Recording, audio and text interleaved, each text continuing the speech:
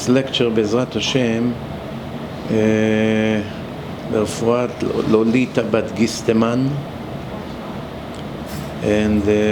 להצלחה לרפואת משפחת שימונוב, לעילוי נשמת אברהם מסעוד בן חיה עיישה, אברהם יצחק בן יהודה, אלקה בת ליבה, דגנית רבקה בת דליה, דוד בן מרים, סימנטוב משה בן תמרה. One reminder, now I have two websites, divineinformation.com, as you probably all know, and rabbimizrahi.org. It's much more advanced. You may like it better. It's good to have two. If one has problems, then you have a backup. Plus, don't forget to download my app.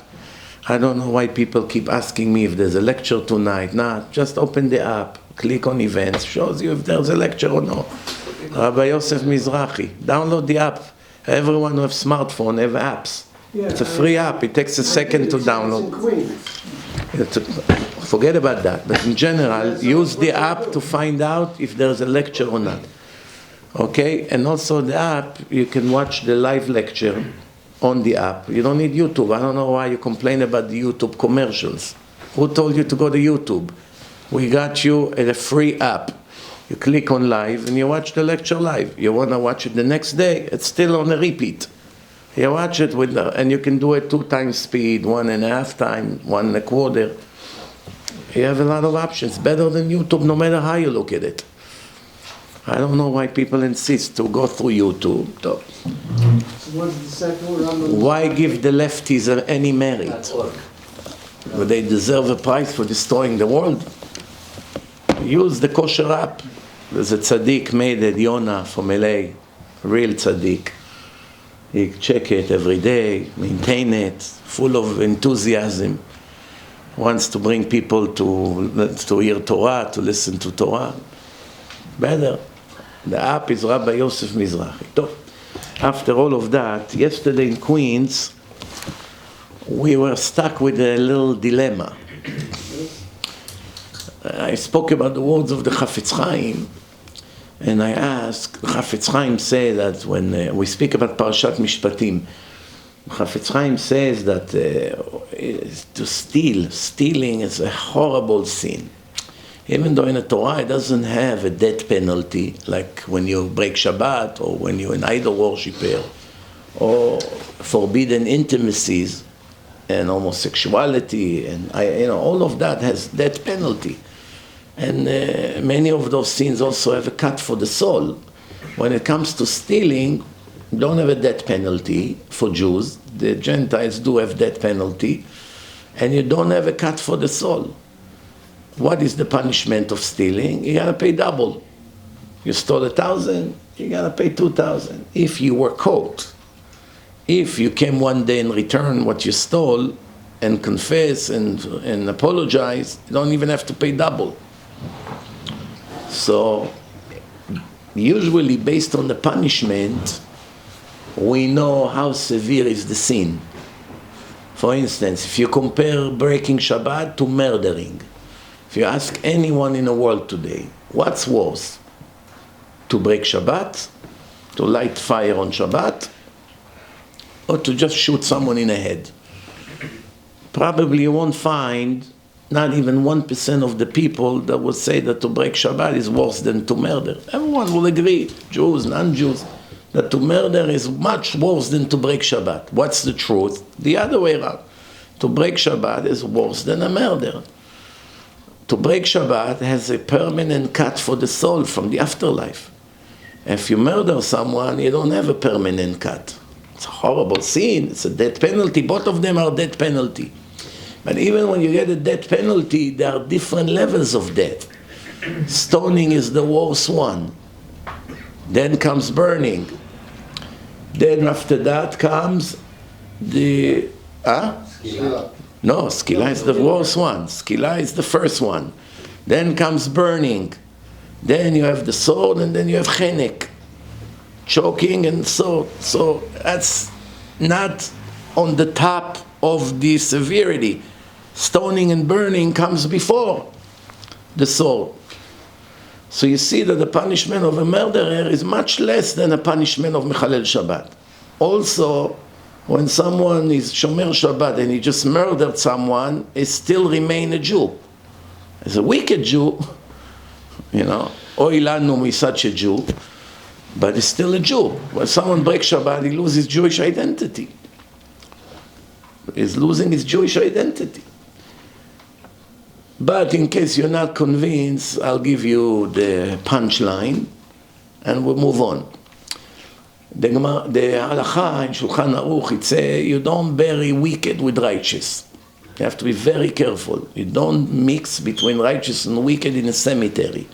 You have a square, a section A, section B, section C. If you decided that section A, you will bury righteous people who keep Shabbat, learn Torah, make sure it's all this kind of people. If you bury among them Mechalel Shabbat, you will have to reopen the grave, take him out and make another funeral and move him to a different grave. You cannot keep him there. Even if you made a mistake, you must open the grave and remove him. A very big embarrassment. People came, funeral, now you tell them, oh, we're sorry, we bury him in the wrong section. We have to move him to where the goyim are, the Mechalelei Shabbat. So, the Gemara say, and this is the halacha, that's the law, the official law, you don't mix between righteous and wicked in a cemetery. Why? A part of the soul remains in a grave forever until the resurrection of the dead. It's not fair for the righteous people that they will have such a wicked neighbor next to them for hundreds or for thousands of years until the resurrection of the dead. It's not permitted to do such thing. Now comes the Gemara, and also it's also halacha. You do not mix between big wicked people and small wicked people. What does it mean? Even among wicked people, there are different levels. Not everyone is equal. So they give an example. You have a section of murderers. In the old days, everyone was Shomer Shabbat. Until 220 years ago, it was almost impossible to find a Jew that doesn't keep Shabbat. Almost impossible. All over the world. So everyone was Shomer Shabbat. What happened if two people had a fight? Reuven and Shimon, fist fight, this, I don't know, he broke a glass on his head and killed him. Boom, he fell and died. Or he pushed him from a building or something. It was in a moment of anger. Wow, what have I done? What have you done? You just murdered a person. When he dies, it was Shomer Shabbat. You bury him in a section of murderers. Section. There are murderers over there. You bury him, that's all murderers. Murderer 1, 2, 3. What happened if by mistake they buried Mechalel Shabbat, that is not a murderer, Mechalel Shabbat, among the murderers? You have a section of 20 graves, 19 of them are murderers that kept Shabbat, and by mistake they put one Mechalel Shabbat that is not a murderer. You have to open a grave, remove the Mechalel Shabbat out of there and move him to a section of Mechalelei Shabbat, because it's an insult to the murderers that you buried among them Mechalel Shabbat. I think that seals the argument that you understand that to be Mechalel Shabbat according to Hashem, not according to the newspaper and according to the liberals and to the lefties and to the goyim. According to Hashem, to break Shabbat, you are a bigger criminal than a murderer. As much as you hate it, accept it. It's a divine rule. It is what it is. So now, going back to what I spoke, Chafetz Chaim says, if someone is a thief, it's a very big sin, very big sin. Why it's a very big sin? It's not even in a category of idol worshipping. It's not in a category of Mechalelei Shabbat. It's not in a category of forbidden sex crimes. It doesn't have a death penalty. And it doesn't have a permanent cut. And it's very easy to fix. Come after 5 years that you stole the money to the person. Here is your money back. I apologize. Forgive me. I'm sorry. I was stressed. I was very poor. I had to feed my children. I don't know. The Yetzer Hara got into my head. Drove me crazy. Now I did tshuva. I'm so ashamed. Here, take your money back. Forgive me. Okay, I forgive you, and it's over. That's it. It's righteous. It's removed from his file, removed completely. Once the person that was, he was the victim of the stealing, once he forgave and he got the money back, that's it. The case is closed. However, there is something in stealing that it's really worse than even Chilul Shabbat and any other crime. What's the worst? If a person dies when he still have a stolen good in his hand, stole from A, from B, from C, money, items, all kinds of things, didn't pay the workers, stole from the neighbors, and he died. He didn't return it, he didn't apologize, he didn't regret, nothing. If you take him to hell, give him, let's say, 200 years in hell for that. He stole 50 items, he caused people agony, pain, aggravation, I don't know, whatever you cause, now you have to be 200 years in hell. It doesn't erase the crime. There's no way to erase stealing in hell. Many other sins, you go to hell, it cleans the soul. It's very painful, but it cleans the soul. Eventually the soul gets clean and it moves to heaven if you have some merits, if you were keeping mitzvot. You don't have any mitzvot, you're naked, you have nothing. You got clean, but you have no merit. But if you want to take a thief and put him in hell and you're going to clean his soul, there's no way to clean it. Why? Because he still has in his position, or in his house, or by his wife, or by his son, the stolen good was never returned to the original owner. There is no way to fix such a thing in hell. No way. So what do you have to do? You have to come back in reincarnation. He has to be reincarnated again in a new body of a baby, grow up in some areas, and then Hashem is going to make a match between him and the person that he stole from. He also died, that person. And he was reborn. Reuven and Shimon in first life, Reuven stole from Shimon. Both of them died. Now they come back. Now Reuven is Shimon and Shimon is Reuven. They're born two babies. Reuven now is named Shimon. Shimon is named Reuven. In the first life, Reuven stole from Shimon. Now, technically, Reuven should have given back to Shimon. But now Reuven is Shimon. So Shimon is giving to Shimon. Do you understand what happened here? Not Shimon became Reuven. But it doesn't matter. I'll make it easier for you. A stole from B. They both died. A and B came back as X and Y. That's it. X stole from Y in previous life when his name was A. And Y, his name was B. Now X has to pay Y. He cannot say, oh, I'm a different person. A was 6 feet tall. I'm only 5'5". I'm dark. He was blonde.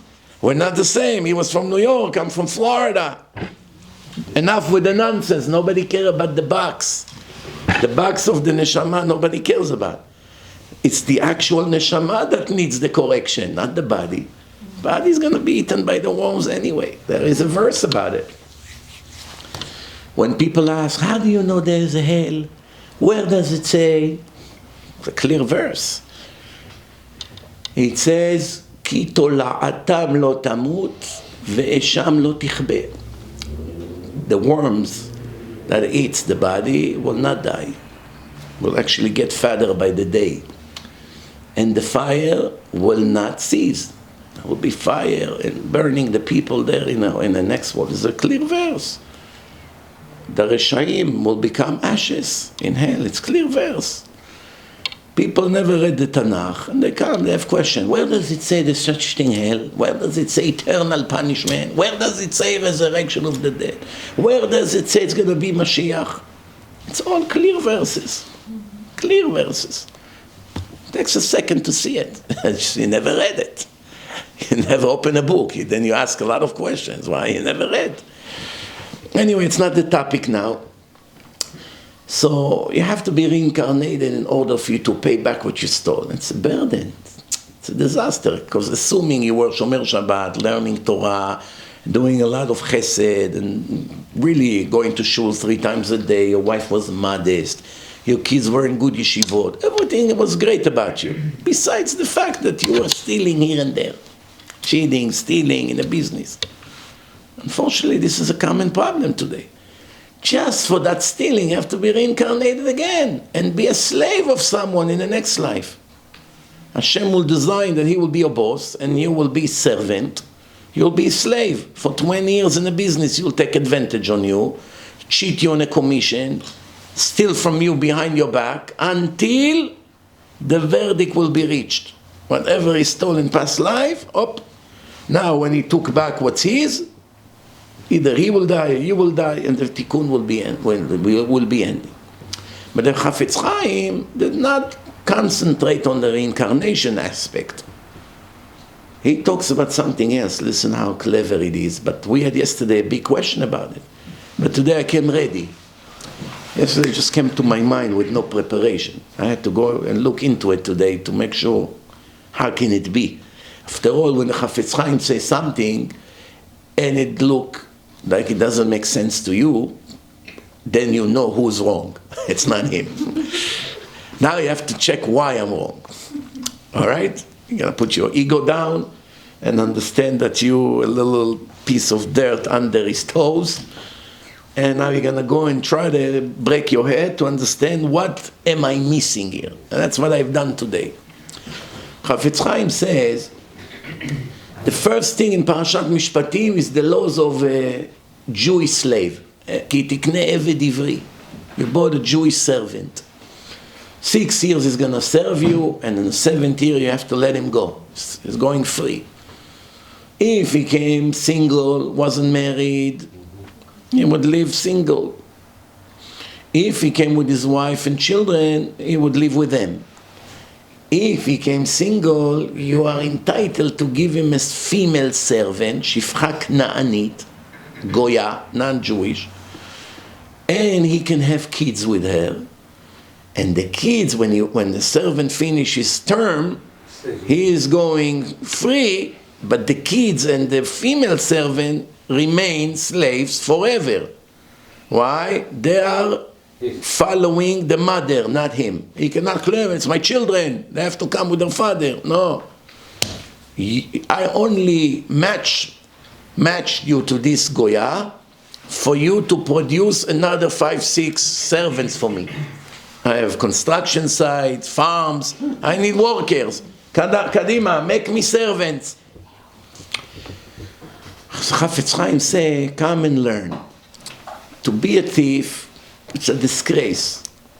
You don't have the money to pay back, so they sell you like a donkey. They sell you to be a slave, even though they don't put the Jewish servant on a rock like they put the other slave, but still, it's a big embarrassment. Sometimes he surrenders to life. He comes and says, I cannot pay my debt, I cannot make a living, take me as a servant, as a slave. But sometimes it's by force.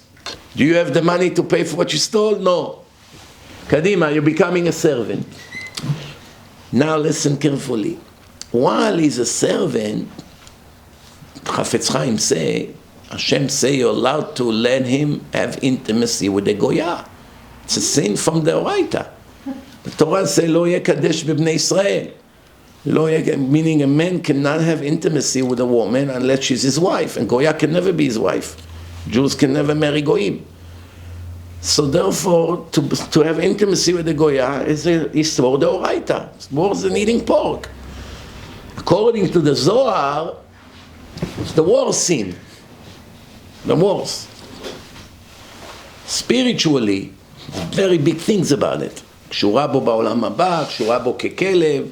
Chazal explain Yosef fought very much with his evil inclination not to have intimacy with the wife of Potiphar, because he knew that after that she will be tied to him in the next world forever. This is Kabbalistic things. But one way or the other, all of a sudden, a drastic change in the Torah ideology. On one hand, the Torah says, be very careful not to have intimacy with a non-Jewish woman. Needless to say, to marry her. That's a war sin. And now all of a sudden say, oh, you're a thief? You'll get what you deserve. You're going to have to go with her and have kids, and they're not going to be yours. So far everything is clear? That's what we spoke about yesterday. You can watch the lecture if you want. Now comes the question. We have a rule that every goya, evet canaani or shifcha canaanit, male and female, when you buy them to be slaves, immediately you convert them. They convert. So we asked yesterday, if she converted, that means she's Jewish. If she has kids, the kids are Jewish. They should be his kids. How do you tell him, you cannot take them. They stay here to be slaves and they're going to be forever. Why? Because they are not Jewish slaves. Jewish slaves, the Torah limit their verdict to 6 years. 7 years he has to go free, unless he voluntarily wants to stay a slave. Okay, then you take him to the mezuzah, to the entrance, by the door, and you have a special tool. You make a mark on his ear. All right, he said, I love my master. I love this life. I should serve him for the rest of my life. Okay, you want it? You get it. But by the goyim, they can never be free, unless the master gave them some kind of a punch, broke their tooth, poked their eye, make them deaf. The Mishnah brings 24 organs that if you damage them, it's a serious damage. Your punishment will be that you lost your slave.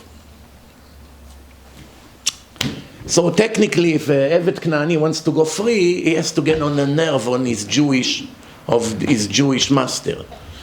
If his Jewish master comes from one country that the people have very hot temper over there, it doesn't take that much. It's enough that he's gonna smile to him when he gets angry.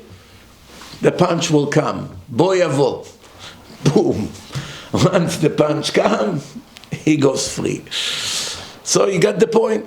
So the question is, what the Chafetz Chaim say? What kind of a punishment is that? The Chafetz Chaim said, look what happened to you.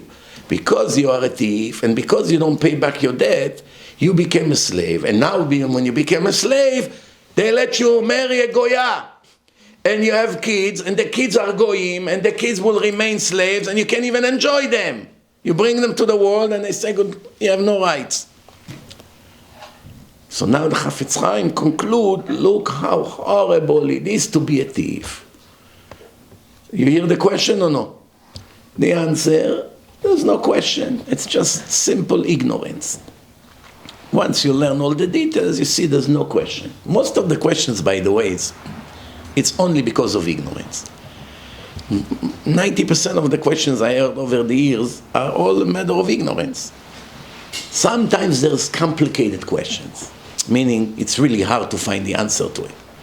Even if you know a lot, it's questionable. You can see even the biggest rabbis in history had big arguments about that topic. One says it's like this, one says it's like this. How can it be like this? How can it be like that? No matter how you learn it, you stay confused. We're not talking about such a case here. Here it's a simple case of 1 or 2 details that were missing yesterday. When you take a goy and a goya and you convert them, the conversion is not full conversion. It's semi-conversion. They are Jewish in one way, but they are also not. What does it mean? It means that if you have children with them, the children are not Jewish. So when you take the Jewish slave and you give him a shifcha canaanit that had a conditional conversion because you need to be a slave, we have to convert you. But this conversion is not a regular conversion that a non-Jewish woman become Jewish and she can marry a Jew and she can have kids and the kids are Jewish and everything is fine with her. No. It's a different, we have a unique conversion over here. That Hashem say, it's conversion for the sake of slavery. One other detail that we were missing yesterday is there is one more detail about Eved Ivri, a Jewish slave.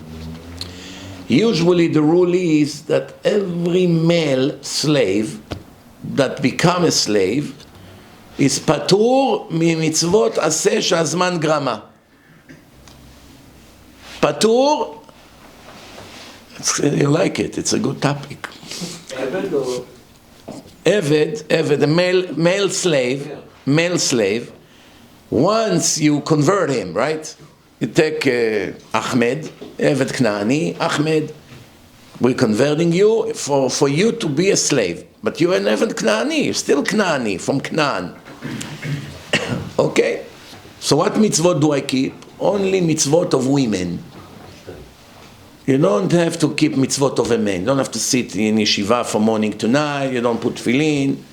You don't have mitzvot that are limited to specific time. Why? Because you are under the supervision of your master. You have to serve him. If he will have to, I have to go to minyan. So an hour it doesn't work. I have to do this. I have to do that. I have to sit. I have chevruta 2 hours in the morning, 2 hours in the... When is he going to work? So it's like a woman. A woman take care of the kids, take care of the house, take care of the farm.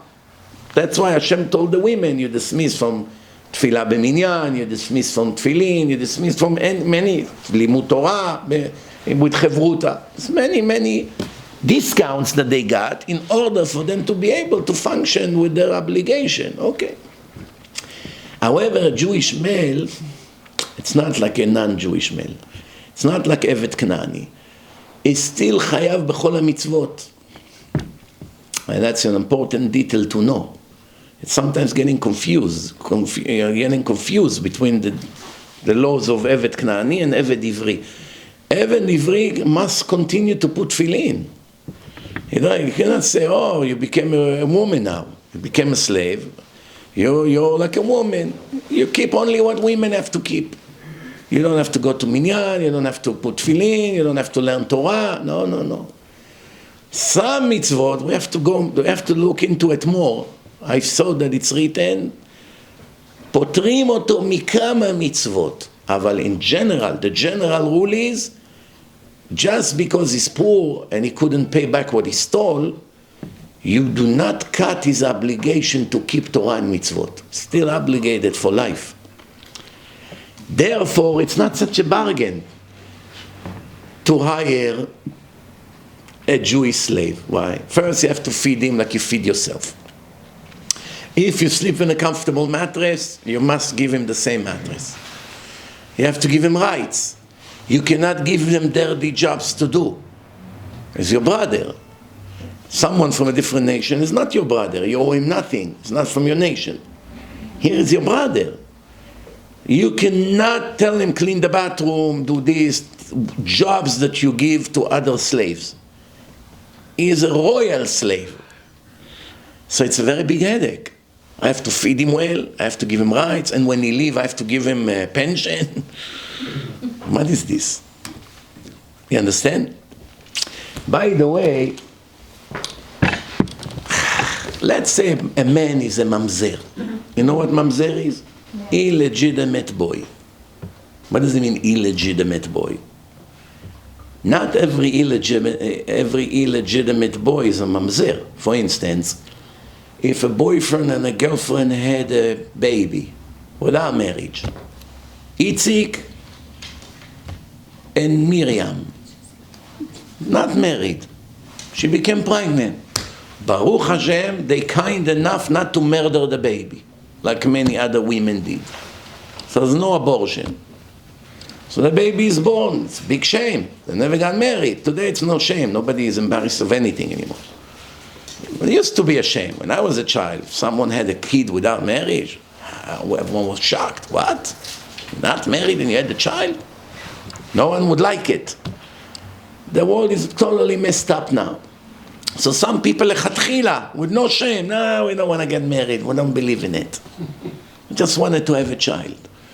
This child is an illegitimate child. He came without marriage, but it's not mamzer. If he wants to marry a regular Jewish girl, he can marry her. It's allowed. Mamzer means a married woman cheated on her husband and conceived from another man that is not her husband. Now a baby was born. This baby has a mark on him. Forbidden to marry any Jew besides a mamzeret. A girl that is like him. JC. JC is not mamzer because his mother cheated with a goy. If a Jewish woman cheated with a goy, although it's a horrible crime with a very big punishment, but it's not, their kid is not a mamzer. It's only a mamzer if she cheated with a Jew. And she and the Jew has a death penalty. The married woman, mot yumtu anoef ve'anoefet, it's written in the Torah. Mot yumtu, both of them. So JC is almost a mamzer, because his mother cheated with a Roman soldier. You understand? So therefore, it wasn't a mamzer. That's why they accepted him to the yeshiva of Rabbi Yoshua ben Farchia. And then when he was a teenager, the brilliant JC walks on the street with his holy rabbi, and he said to him, Rabbi, look at the pretty women over there. Rabbi said, where? Right there. The rabbi said to him, you're not embarrassed? From all the people in the world, you showed the pretty women on the street to your own Rosh Yeshiva? You cannot learn in my yeshiva. Not the modest guy. What is the whole Torah you're learning and you stay like this? You kicked out. Kicked him out. Later he regretted what he had done. He came back to ask for forgiveness. The problem was that the rabbi was in the middle of praying, middle of Kriyat Shema. You're not allowed to hint or to communicate with anyone in the middle of Shema Yisrael. You have to be very serious with full devotion and intention. So JC thought that the rabbi is called to him. He turned his back to him. He said, you know what? That's it, I'm done. And started to collect all the homeless people, some Jews, some goyim, and became their guru. After all, he knew some Torah. They didn't know anything. They didn't even know how to read and write. People who were in the street, they didn't go to yeshiva. And then he died. The Romans killed him. But he never started Christianity, like some people think. It was way after he died, 3 or 4 generations after. The people that started to tell stories about him never actually saw him in reality. Never. It's like the grandfather of my father. Did I see him? No. And remember, there was no pictures in those days. That's why all these fake pictures that you see JC with long hair like a woman, someone made it up. That someone was very stupid. Because 2,000 years ago, a Bachur Yeshiva would have hair like this. Even today, you cannot find in one yeshiva in the world a guy that have hair like a woman. It's against the Torah. The Torah said that you cannot behave like a woman cannot behave like a man, you cannot wear clothes of a woman cannot wear clothes of a man. So that statue in Brazil, that JC have a long hair like some kind of a rock and roll star, it's imagination of some idiot that made it up. You know, for sure it didn't look like that. One way or the other, he died, he didn't start Christianity. Not only didn't start Christianity, even though he did some things that he should have not done, one good thing he did say. It's written in the book of Matthew, chapter 5, verse 17 until verse 19. That's the source. Book of Matthew is one of the 4 evangelists. You have Mark, John, Luke, and Matthew. Matthew 5, verse 17. Remember, it's written over there that JC say, I did not come to contradict the Torah. I came to explain and fulfill more. No one has permission to contradict one word of the Torah, not even one letter. If anyone will change one mitzvah of the Torah, one commandment, or will change one word of the Torah, and will teach differently to others, he will be cursed by the kingdom of heaven. In one sentence, he already destroyed Christianity before it even started 70 years after he died. In one sentence, it's already putting an X, big X on Islam, on Christianity, and all these fake religions. You get it or no? You say anyone who changed, they don't keep one mitzvah, the Christian. They don't keep Shabbat, they don't eat kosher, they don't keep anything. They eat pork, many of the things that they do. So according to him, if you want to be a righteous Christian, you have to keep all the commandments of the Torah. Right there, you don't have one righteous Christian in the whole world. Right there. One of the laws of the Torah, you cannot be an idol worshipper, meaning you cannot be a servant of JC, because that's idol worshipping. So he killed you from all directions, if you're clever. That's the end of Christianity, right there before it started. Before it started, it's over. So going back to what we explained, what happened now if you have an illegitimate mamzer? Mamzer comes from a married woman who cheated on her husband, or from a brother and sister that had intimacy. Could be rape also. A baby was born, it's mamzer. So there are a group of crimes in the Torah that can create a mamzer. Boyfriend and girlfriend that have a child, the child is not a mamzer. It's also illegitimate because it didn't come in a legit way. Because there was no marriage. It came through a sin. But he is permitted to marry to a regular kosher Jewish girl. Also, if you have a Jewish woman who married a goy, the marriage is nothing. A Jewish woman cannot marry a non-Jew. But let's say she became pregnant now, and a baby was born, it's 100% a Jew. It's illegitimate. He came from forbidden relationship. This legitimacy problem does not make the baby a mamzer that is unable to marry. You can do tshuva. I know, I have many of them that are sitting in yeshivot. The mother is Jewish and the father is a goy. Few of them, the father is an Arab, terrorist in the Palestinian territories. And now, you know, the problem is that the Muslims, according to their nonsense, is the religion follow the father, which is very stupid because most of the time you don't even know who the father is. How do you know who the father is? A woman comes to the hospital to give birth. Can you prove who the father is? No one can prove such thing. Today we have DNA, you need to perform DNA. But back in time, when Islam started, it just shows you how foolish this religion can be. It can definitely not be divine. Because how can you determine if the person is Jewish or Muslim or Christian based on the father when you never know who the father is for sure? So every human being in the world will have a question mark on him every second of his life. There will never be a way to prove. How can it be? God would do such a stupid thing. You get it or no? The mother, you see where the baby came from. You cannot hide it. She gives birth, you see where it came from. You know who the mother is, but you never know who the father is. There's no way to know. She can say this the father. Sometimes she doesn't even know who the father is. You know?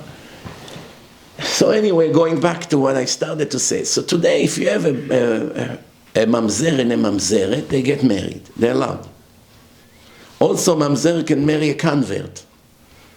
A woman that was born not Jewish, converted to Judaism, she's keeping mitzvot now, she's a regular Jew, she can marry a mamzer. The question now is, if a mamzer had intimacy with a regular Jewish girl, not mamzeret, and a child was born, what is this child? What's his status? Mamzer. It's enough that one of the parents is mamzer, the children are mamzerim, father or the mother. If that's the case, they will continue to multiply mamzerim forever. Right? You have a child that is a mamzer, he will get married one day to someone, he won't say that he's a mamzer. All his kids will be mamzerim, and all their kids will be mamzerim. Could be millions of mamzerim. Well, if the second one marries a mamzer-let, then their kids are not mamzer. Why? Mamzer and mamzeret, it's no matter who is mamzer, the father or the mother or both, the kids will be mamzerim. They can marry each other. If mamzer and has baby with mamzeret, that baby is a mamzer? Of course, needless to say. If one of the parents is mamzer, the kid is mamzer. If both of them are mamzerim, isn't it needless to say? Kal v'chomer. However, who knows, there's one way to stop that problem. Very good. Shifcha canaanit. You take a non-Jewish woman, you tell her, we want you to be a female slave. Shifcha canaanit. We convert her, that semi-conversion that we talked about. And the mamzer can marry her. No, then after that you release her. You release her. Once you release her, and you have a child with her, the child is not a mamzer anymore. That's a very, very interesting trick. Now the question is, can we do it today or no? Come to Christine. Christine, we have a proposal for you. No slavery. No slavery, there's no such a law. It's reality that slavery stopped in a modern world. It's continuing in other places. Right. You have slavery in other countries. But democratic countries, there's no slavery. But there's no forbidden law against slavery. Technically, if some goya wanted to be a shifcha canaani today, she could. What stops you from that? There is any law throughout history, one day they made up a law, there's no more slavery? No. It just stopped by itself. No one will do it today. I'm talking hypothetically speaking. It's the same thing like men used to marry more than one woman.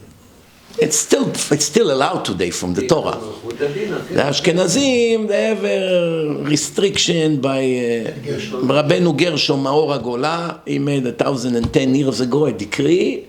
The European man, Jewish man, cannot marry more than one woman. Why? He was very afraid of the Christians. They were very violent in those days. I want to remind you the Spanish Inquisition and Portuguese. The Christian used to be very violent like the Muslim. The Crusades. They used to go to places and murder people and rape them and cut their heads off and do horrible things just like the Muslim did in Israel now on October 7. Christians used to be very violent. But at one point they realized the violence brought them nothing. They did not succeed, so they changed their strategy. They started to hunt with their mouth and money. Missionaries. Come, pray the Lord. He's taking all your suffering. Don't worry. How much you need for rent? We are here for you. Come on Sunday. We'll take care of it. You need mezuzot? We get it for you. Of course. We are so Jewish. That's how they hunt people. No more killing, no more torturing, no more hanging people, no more burning pregnant women, opening their stomach, pulling the baby out in the middle of town. They stopped doing it, the Christians. Now the Muslim took their place. That's what's happening right now. So, in a time 1,000 years ago, the Christians used to go crazy. When they see a Jew married to 2 or 3 women and they have only one, it was against their religion. Christianity doesn't allow it. And against the law of their land. Just like now, you're going to see a Muslim in Brooklyn marry four women, Americans will get angry about it. What's going on? It's against the law of America. They're not allowed. Actually, if a man marries more than one woman in America, he goes to jail. It's actually a serious crime. It's called bigamy. Bigamy, I know. So, what are you going to tell this Muslim? Ahmed, why you marry 5 girls? Why not? I'm a Muslim, but you live in America. America. Soon America will become Gaza. We're taking over the world. You're not going to tell us what to do. What are you going to do? So the government is closing their eyes. There are people here in America that have more than one wife, Muslims. They don't want to mess with them. They don't want riots. They don't want violence. Okay, let it go. So one way or the other, Rabbeinu Gershom felt that it will increase the anti-Semitism and will create riots and pogroms. So he made a decree No one is allowed to marry more than one woman. But in the Arab countries, Muslims were married more than one, so Jews also were allowed. So Jews in Yemen, in Morocco, in other countries, they were married more than one woman. There is any place in the world that one day these laws stop? No. It's still in effect. According to the Torah, it's still in effect. But no one will do it. At least not on the open. No one will do such thing. You know anyone? You ever heard anyone say, oh, I marry more than one? Actually, I one time went to Las Vegas. I'll never forget that. I have a Shabbaton. They drive me to the parking lot of the big shul. One guy showed up with two women walking with him. Hi, Rabbi.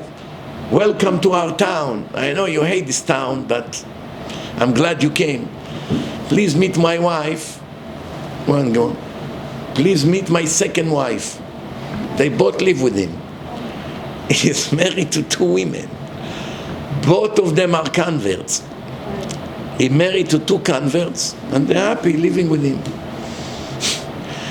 Can you say he violated the rules of the Torah? Could be Chilul Hashem, could be, you can find what to blame him for. But you get the point? The point is now, you take Christina, you tell her, we want you to be a slave for a week. We'll pay you very nicely for it, don't worry. You're going to make a big compensation. We will make you officially a shifcha canaanit. We will release you the next day. You won't even have to clean one room, don't worry. Don't get nervous. Even though you work maybe in a restaurant and you clean all day, don't worry, we're not taking you to clean anything. We just want you to agree to become shifcha canaanit. She said, okay, what do I have to do? Just say that you want to be the slave of this guy Itzik. Okay, I do. Itzik, release her now. You let her clean 5-6 minutes. That will be official. Then he releases her. Once he releases her, you take another mamzer, let's call him John. John, come marry her. But when you make her shifcha, you have to convert her, of course. You do the conversion like they did in a shifcha canaanit. Once you release her, she's a regular Jew. So two things she has to agree: to be a slave for one day, and to be a slave for one day, and to agree to be Jewish, because that's it. After that, she has to keep Shabbat, she has to keep mitzvot. You can't do it if you know she's not going to be religious. So you can technically do it with all these thousands of women that are waiting now online to convert to Judaism. Technically. So let's say there is a nice, handsome, smart, very, very big Talmid Chacham Mamzer, Jew. That is Mamzer. What is it? It's fault. His mother cheated. But he is learning, he cannot find a good shidduch. Don't worry, like this girl, she wants to convert. Oh yeah, she's beautiful, she's so righteous. Okay, we will legalize you and your children will all be kosher. We'll make her a slave for one day, even though she did nothing. That conversion, after the master will release her right away, and she's a kosher Jew now. And if you marry her, your children are all legit. She is happy. He is happy, both of them are in love, and you cut the genealogy of mamzerim.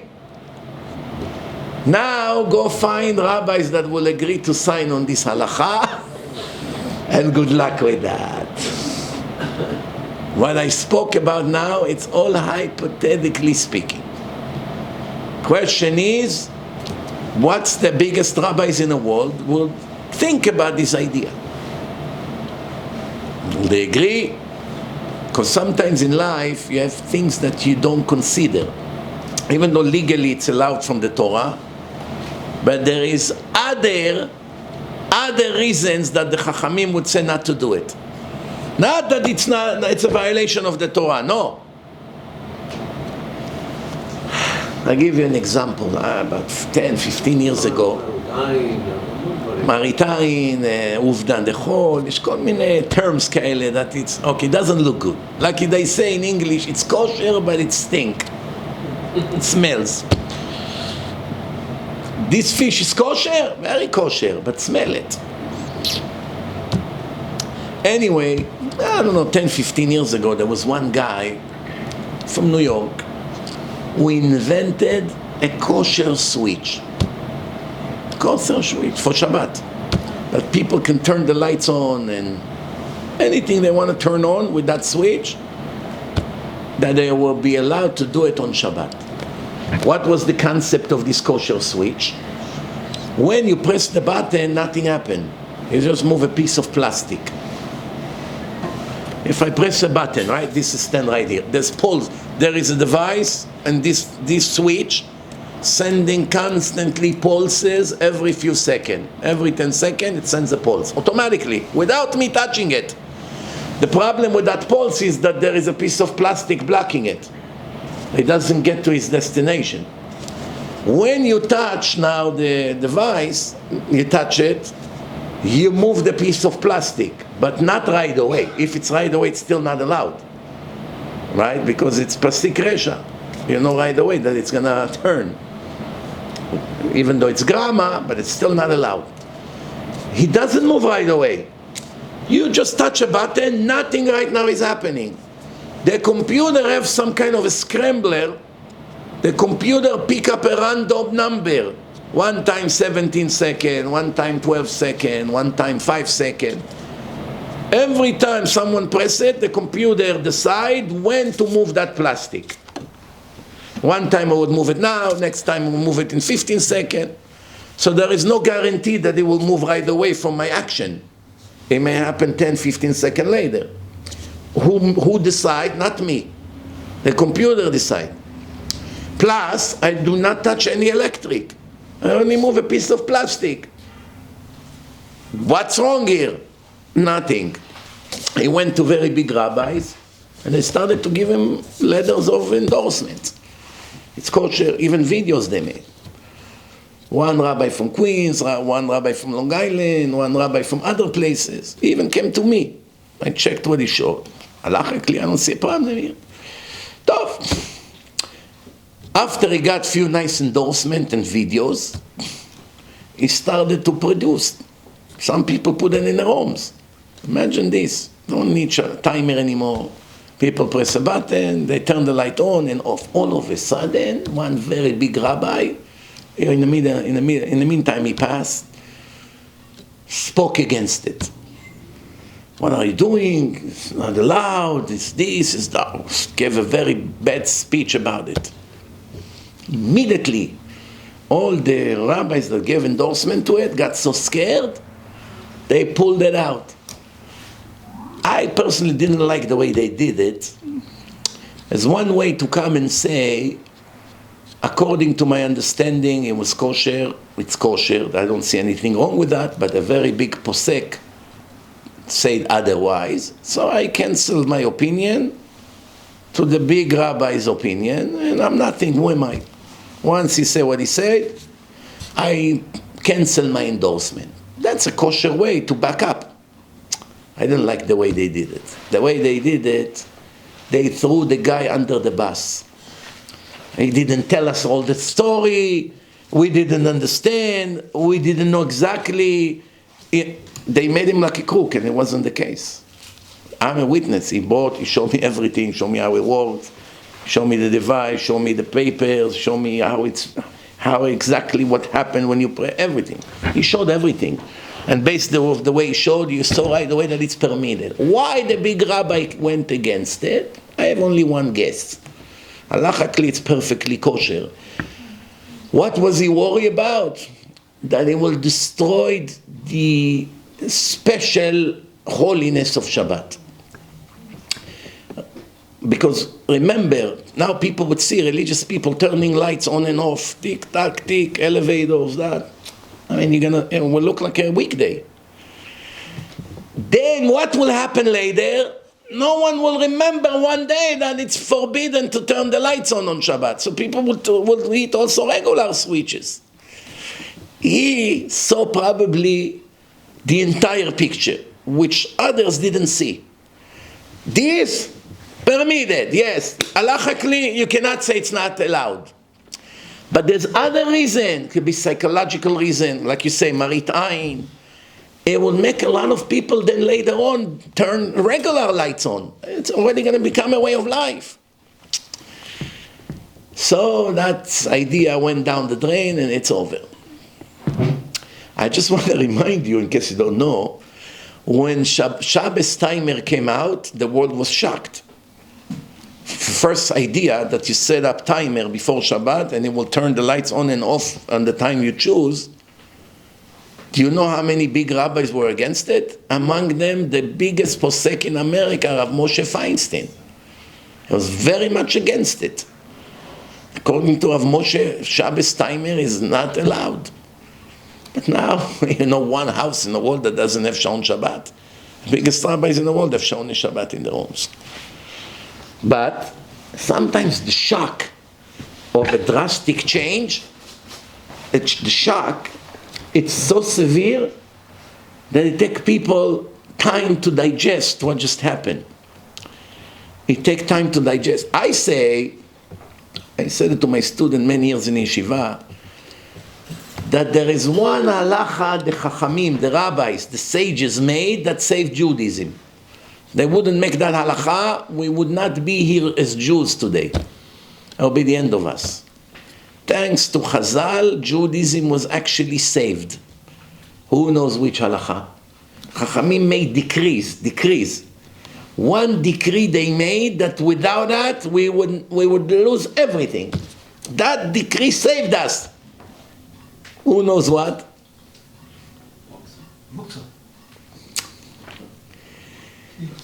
Isur amira legoy.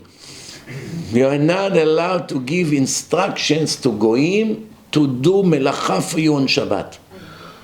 Chris, turn the lights on for me. Sandra, make me coffee. Heat up water. Word here. Sew this. Write this. It's so misunderstood. The Rav says you're allowed to tell one guy to tell another guy. Goy to a goy, yeah.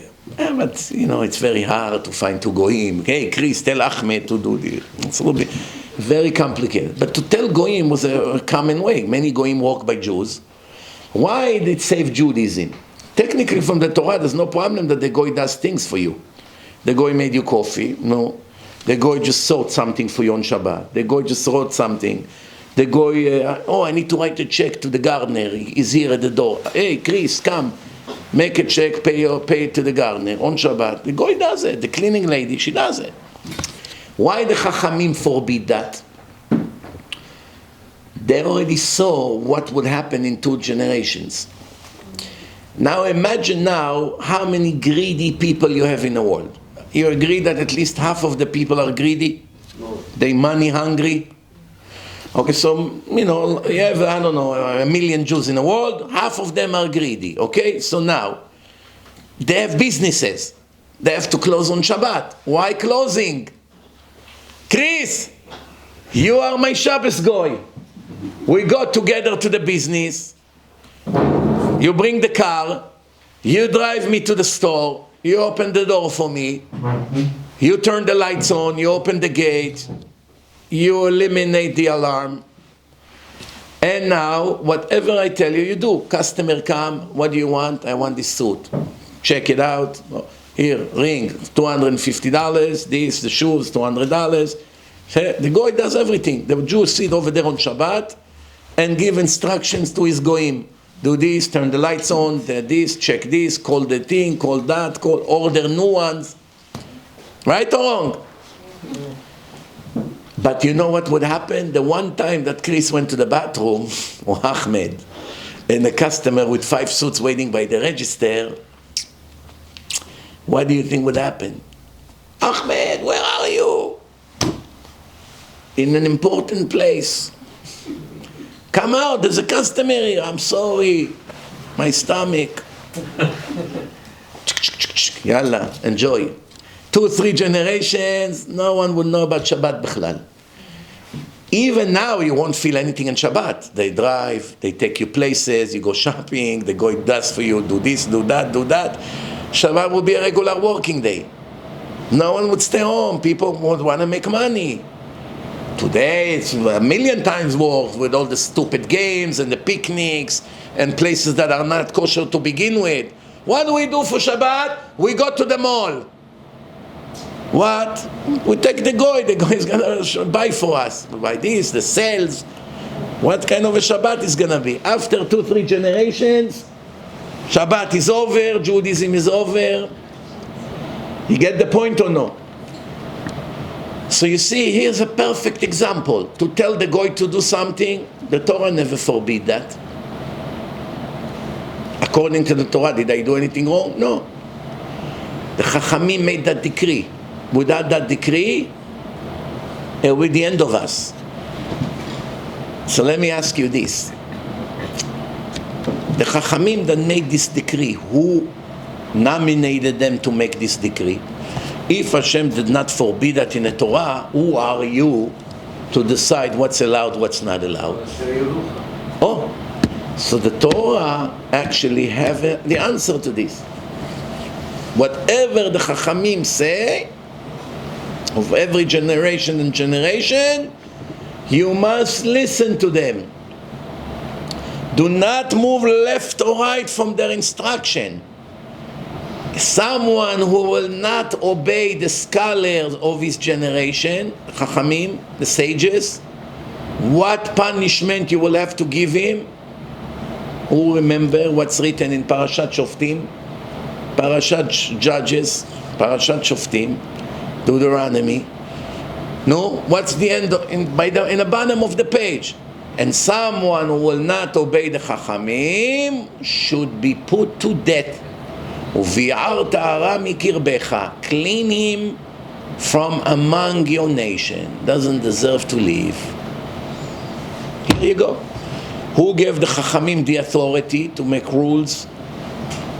Hashem. And there's another place it's written, ועשו משמרת למשמרתי. Make a fence around my fence. Sometimes my fence won't be high enough. I needed to make a higher fence around it. Depend on the need. I'll give you a perfect example. 300 years after we got the Torah, Jews were very, very holy, modest people. You never had a case that a Jewish single man will dare to talk to a Jewish single girl directly. People were very modest. If there is now, for the sake of marriage, they date. But other than that, nobody talks to girls. She's not my wife. How can I talk to her? Okay. After 300 years, people level started to go down. How are you, girl? How are you? How are you, guy? How was your learning? How's yeshiva? When you coming back home? How are your parents doing? Oh. One thing leads to another. The יצר הרע begin. לפתח חטאת רובץ. You open a little window, right away the Satan penetrates. That's how it goes. So what happened? David HaMelech and his Beit Din, King David was the head of the Beit Din. He saw that this problem begins. He made a decree. What's the decree? A man and a woman cannot isolate themselves in a closed place. Locked, shades on the windows, no access to other people to enter the room. It's called Isur Yichud. Yichud when you mityached together with a girl in an isolated place. If you do it in a room that any second people can enter the door is not locked, you are afraid to do something wrong. Any second someone in the office is opening the door. If you do it in a store and people walk by the street and all the windows are open and there's no blinds, you're also afraid. Basically, any place that someone can surprise you any second, that's no yichud. However, if you lock yourself in a place that nobody can come in, it's locked, or the shades are down, or stuff like that, so something like that, it's forbidden. Who made it forbidden? King David, not the Torah. Why King David made it forbidden? Because he started to see what about to happen. Before boys and girls gonna start having forbidden relationship, the Torah told me and the rabbis that will come after me in every generation to watch, to be the guards, to make a fence around the fence. And therefore, you see, I give you another example. On Shabbat, you're not allowed to prepare medicine. Today, nobody prepare medicine. You just go to the pharmacy and buy a bottle. But in the old days, they used to make the medicine naturally. Take leaves, take this, take water, heat it up, mix it, put garlic, grind things.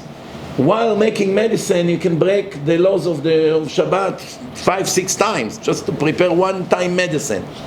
One time, shchichat samemanim it's called. So it's not allowed to prepare medicine on Shabbat. It's not allowed to take medicine on Shabbat. The Torah didn't say you're not allowed to take medicine on Shabbat. The Torah says you're not allowed to grind on Shabbat. You're not allowed to heat, to boil water on Shabbat. You're not allowed to paint or to dye something on Shabbat. But the Torah didn't say you're not allowed to take medicine on Shabbat. The Chachamim made that decree. Medicine is forbidden. Why? If you will allow medicine, thousands of people every Shabbat will have headache, fever, problem. They run right away to make medicine. A woman see a child suffer, immediately she grind the leaves, do this, whatever, she'll break Shabbat. It's a death penalty, it's no joke. So medicine are forbidden. However, medicine that you take daily, like vitamins or antibiotic, it is permitted. Why? What's the difference? You don't prepare it on Shabbat, you already prepared it in advance. Medicine that they used to have a jar that they make for a month, for 2 months, it's no problem, you take it every day. The chance that you will run out of it exactly on Shabbat is not so high. Something that is rare, you need to prepare fresh, it's not allowed. Today is really no difference. So why we don't change it today? Nobody prepare medicine today. The nature changed. Allowed to take medicine. Technically it should have been allowed. Why we do not overrule this verdict of the Chachamim? Because we cannot afford to become like the reform people that started to change minor things in the beginning over 200 years ago, and then more and more and more, and today they are less Jewish than the goyim. You take a reformed Jew, there's nothing Jewish about him. Nothing. Not one little thing is Jewish about him. Nothing. Many of them are gays, many of them are officially goyim. The Reform married 200 years already with non-Jews. They mix non-stop with non-Jews. You don't even know if they're Jewish or not. You must assume everyone who tells you I'm a Reformed Jew, you have to look at him as 100% a Gentile. 100%. You cannot give him aliyah, you cannot marry him, you cannot count on him. How they became like that? How? They started to change little things. That's not relevant. The next generation, my father say that this is not relevant. I say this is not relevant. That's not relevant. That's not relevant until they marry men with men, marry Jews with goyim, eating pork on Yom Kippur, playing piano in Yom Kippur, singing non-Jewish songs, driving on Shabbat, eating shrimps, eating cheeseburger, and doing horrible other things. What is Jewish about them? Zero, nothing. Nothing whatsoever. How did it start? By minor changes. That's how people are. You know, in Hebrew there is a say, נותנים לו אצבע, רוצה את כל היד. You give him a little finger, he wants the entire hand. Once you surrender a little bit by 1%, you can kiss goodbye the other 99%. If you're not sure, look at the Palestinians. They'll give you a good example. The more you surrender to them, the more hungry they become. So, This, by the way, was only an introduction to the lecture. I was just explaining the question from yesterday. And it took over an hour. Now it's time to start tonight's lecture. Any questions so far? I concluded everything. Benji, did I leave anything open? Don't make me drive home now at 1 a.m. and in the middle on the road to remember, oh, I didn't answer that question. I wish I can go back to Brooklyn and answer it. And The person that you have to pay back, that has to come back to the world, isn't it bad for him also? yes, that's why it says that before a person dies, you should forgive the people that owe him money for his own good, not for them. No, I want revenge. 30 years I waited for the money, play games with me. Why should I forgive him? Not for him, you fool. You want to come back in reincarnation to receive it? You're one step from heaven. You're one step from heaven. The Rambam is waiting for you in Rashi. Come. Welcome. No, I got to collect $30. Reuven owe me $30. Do you get the point or no? By the way, if you're already in a mood of asking question, let me ask you a question. Why we punish an illegitimate child for his mother's crime? Where is the justice of Hashem? A woman cheated on her husband. She is a criminal. Why the baby that is born have restrictions against him? Punish the mother, which the Torah does punish the mother. Death penalty to the mother and to the noef. But why the child is illegitimate? Why Hashem did such thing? Leave the child alone. The child is fine, is normal. Go against the real criminal, the noef and the noefet. Good question, no? The soul that was sent is settling something. You know what you sound like? I'll tell you what you sound like. Why Israel did not flood the tunnels, you know? I spoke to a few ministers in the Knesset. So why are you not flooding? You already started with the flood. You prepared everything. Flood the tunnels. We have information from Arab prisoners that they keep moving the Jewish hostages in those tunnels as security. They know we're about to do it. They're not that dumb. So they spread the Jews in every tunnel that if we flood it for sure, we'll kill our own brothers. So it's the same thing here. You say, we want the woman not to dare to violate a crime by punishing someone else. That's what the Arabs do. They put people, other innocent people, they covered behind them, and we say, well, there's nothing we can do to them. Why? Somebody else will be punished. I'm asking why. Here it's not Arabs, here it's Hashem's word. Hashem said the boy will suffer all his life. I want to get married. Well, we're very sorry for you. We also want you to get married, but you cannot get married. You need a mamzer-let. What are the odds you're going to find a mamzer-let? By the way, you should know there are many people in the world that are mamzerim, but nobody knows about it. What happened with them? Hashem kills them young. Car accident, age 16, 17, overdose, all kinds of things like that. They die young. Why Hashem killed them young? Because nobody knows the mamzerim. Therefore, no one can stop them from marry others and bring more mamzerim to the world. But if people know he's mamzer, we can live long life, no problem. People already know who he is, that's it. Allah has said what to do with him. So, what does it mean mamzer? It means mamzer vadai, the Gemara say. Not possibly mamzer. Possibly mamzer is nothing. You don't have a proof. What do you mean I don't have a proof? I saw a married woman going into a hotel room with a man that is not her husband in the middle of the day.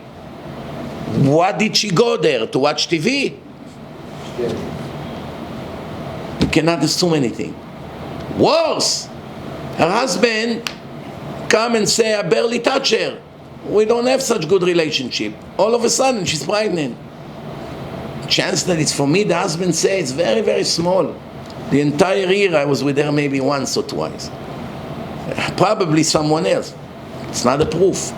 רוב בעילות אחר בעל, the Gemara say. When a married woman is pregnant, we must assume it's from her husband.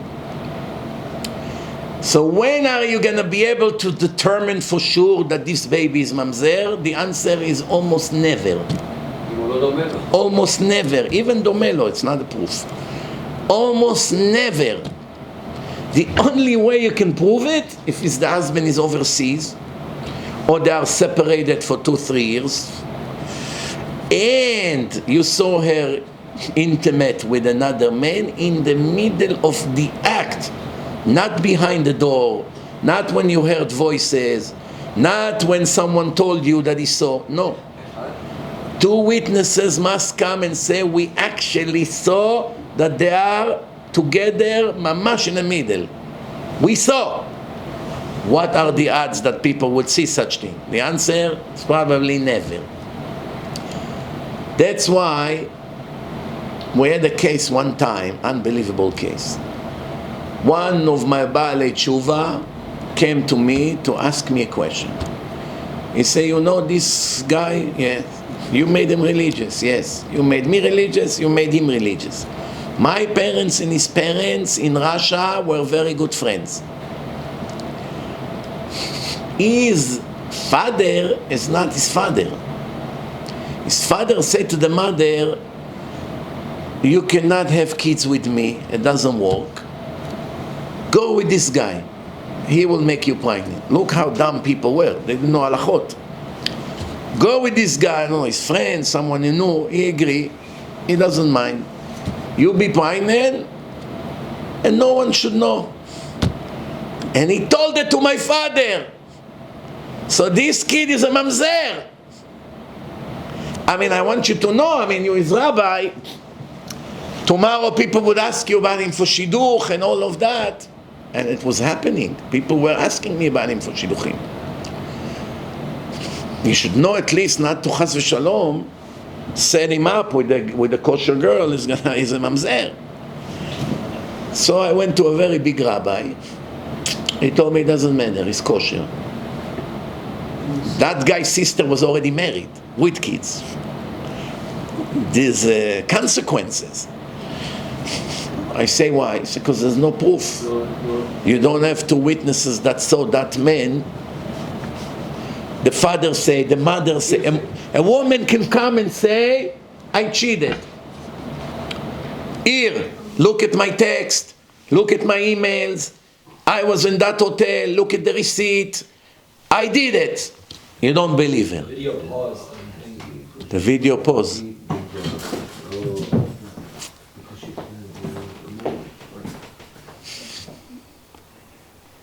Benji thinks he's in a picnic here. Benji, you need to sit in front of a camera for emergency. What happened? It's not charging. What's going on? Not charging. People are going crazy now at home. You just cut the live broadcast. It's going to be in the middle of the mamzer. Maybe Hashem doesn't want them to know about that story. Anyway, bottom line, he told me the Chacham is legit. Even if a woman come and say, I cheated, I was here is the proof, here is the receipt, here is that, here is this, you don't believe her. The husband can continue to be married to her. Why? Unless he caught her himself. Huh? Unless he caught her himself. Even that, it's a. If he caught her, obviously he won't want to be with her. But you cannot make the children mamzerim based on him catching her. You need 2 witnesses. The answer is because maybe she want to get rid of him. She's lying. He doesn't want to give her a get. The husband doesn't want to give her a get. 5 years she's begging for a get. She suffers with him every day. She says, you know what? The only way to get rid of him is to convict myself. She comes, make up a story, make fake text. Here, this guy was with me, come, confess. Today there's no death penalty, so no one can kill him or her. So they say, we cheated. Now the Beit Din force him to give her a get. He cannot touch her. We don't believe her. So technically, to find a mamzer, it's not even 1 out of 1,000. Benji, yesterday I told you to bring that battery. I already saw it happening. I saw it. This is a battery. No, so This why is a it's so why battery. it's not charging? I don't know why. You don't know why. I don't know. You don't know Do why. you want to borrow my camera now? Go direct to And there's No, no. it's not the camera. It's his phone. go direct to the We got him a brand new phone from LA. Yona the Tzaddik got a special phone just for the live broadcast with an extra battery. The Satan finds his way to ruin things. What can you do? Anyway, huh? Say there's something to mamzer. It's not charging. I don't know why it's not charging. It says it's charging. The wire It's is not charging. good. Anyway, let's move on. Okay, cut it What off. are you going to do? Let's move it on.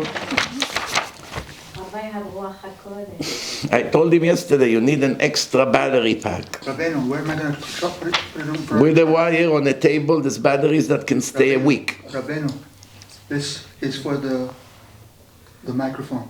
Where else am I going to put it for the? There's a splitter, Benji. Splitter. It work. Tried it. Tov. Now I have to be the tech guy to learn how to do.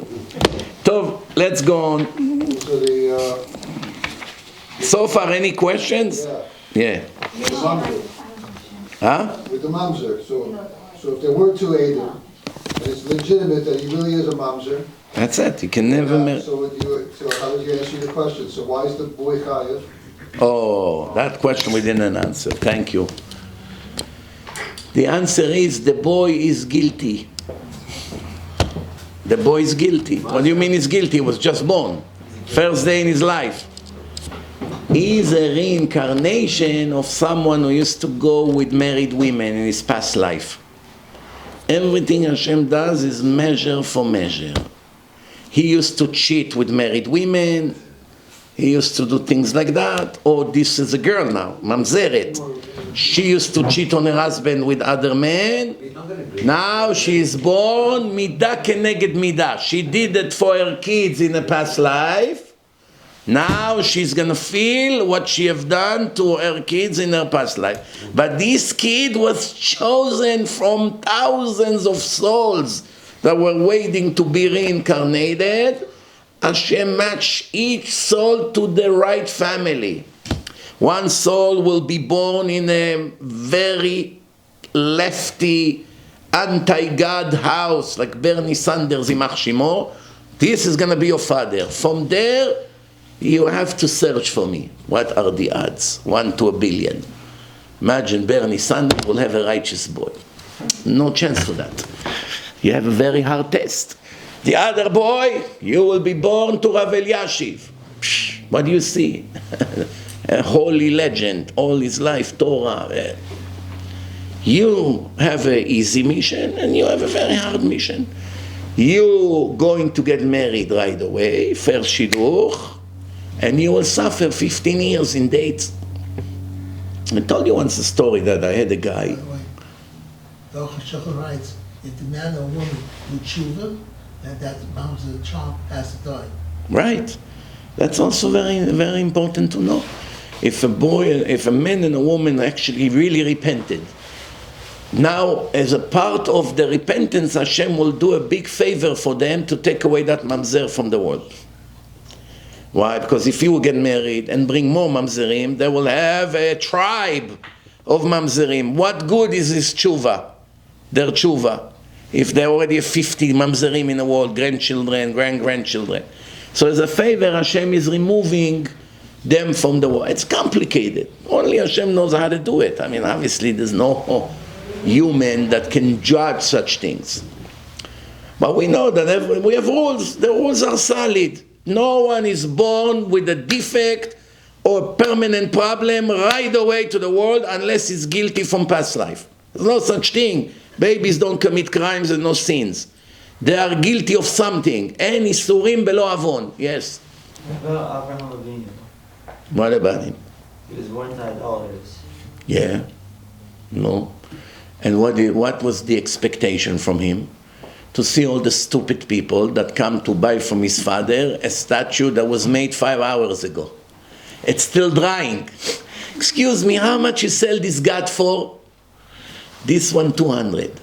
This god is how much? This one 500. Why? He can break the head of this god. Look at him. People buy statues. Go in, buy statues, and bow down to those statues. Who made the statue? Made in China. The machine. Machine make gods. How many Buddha statues you have in the world? Probably millions.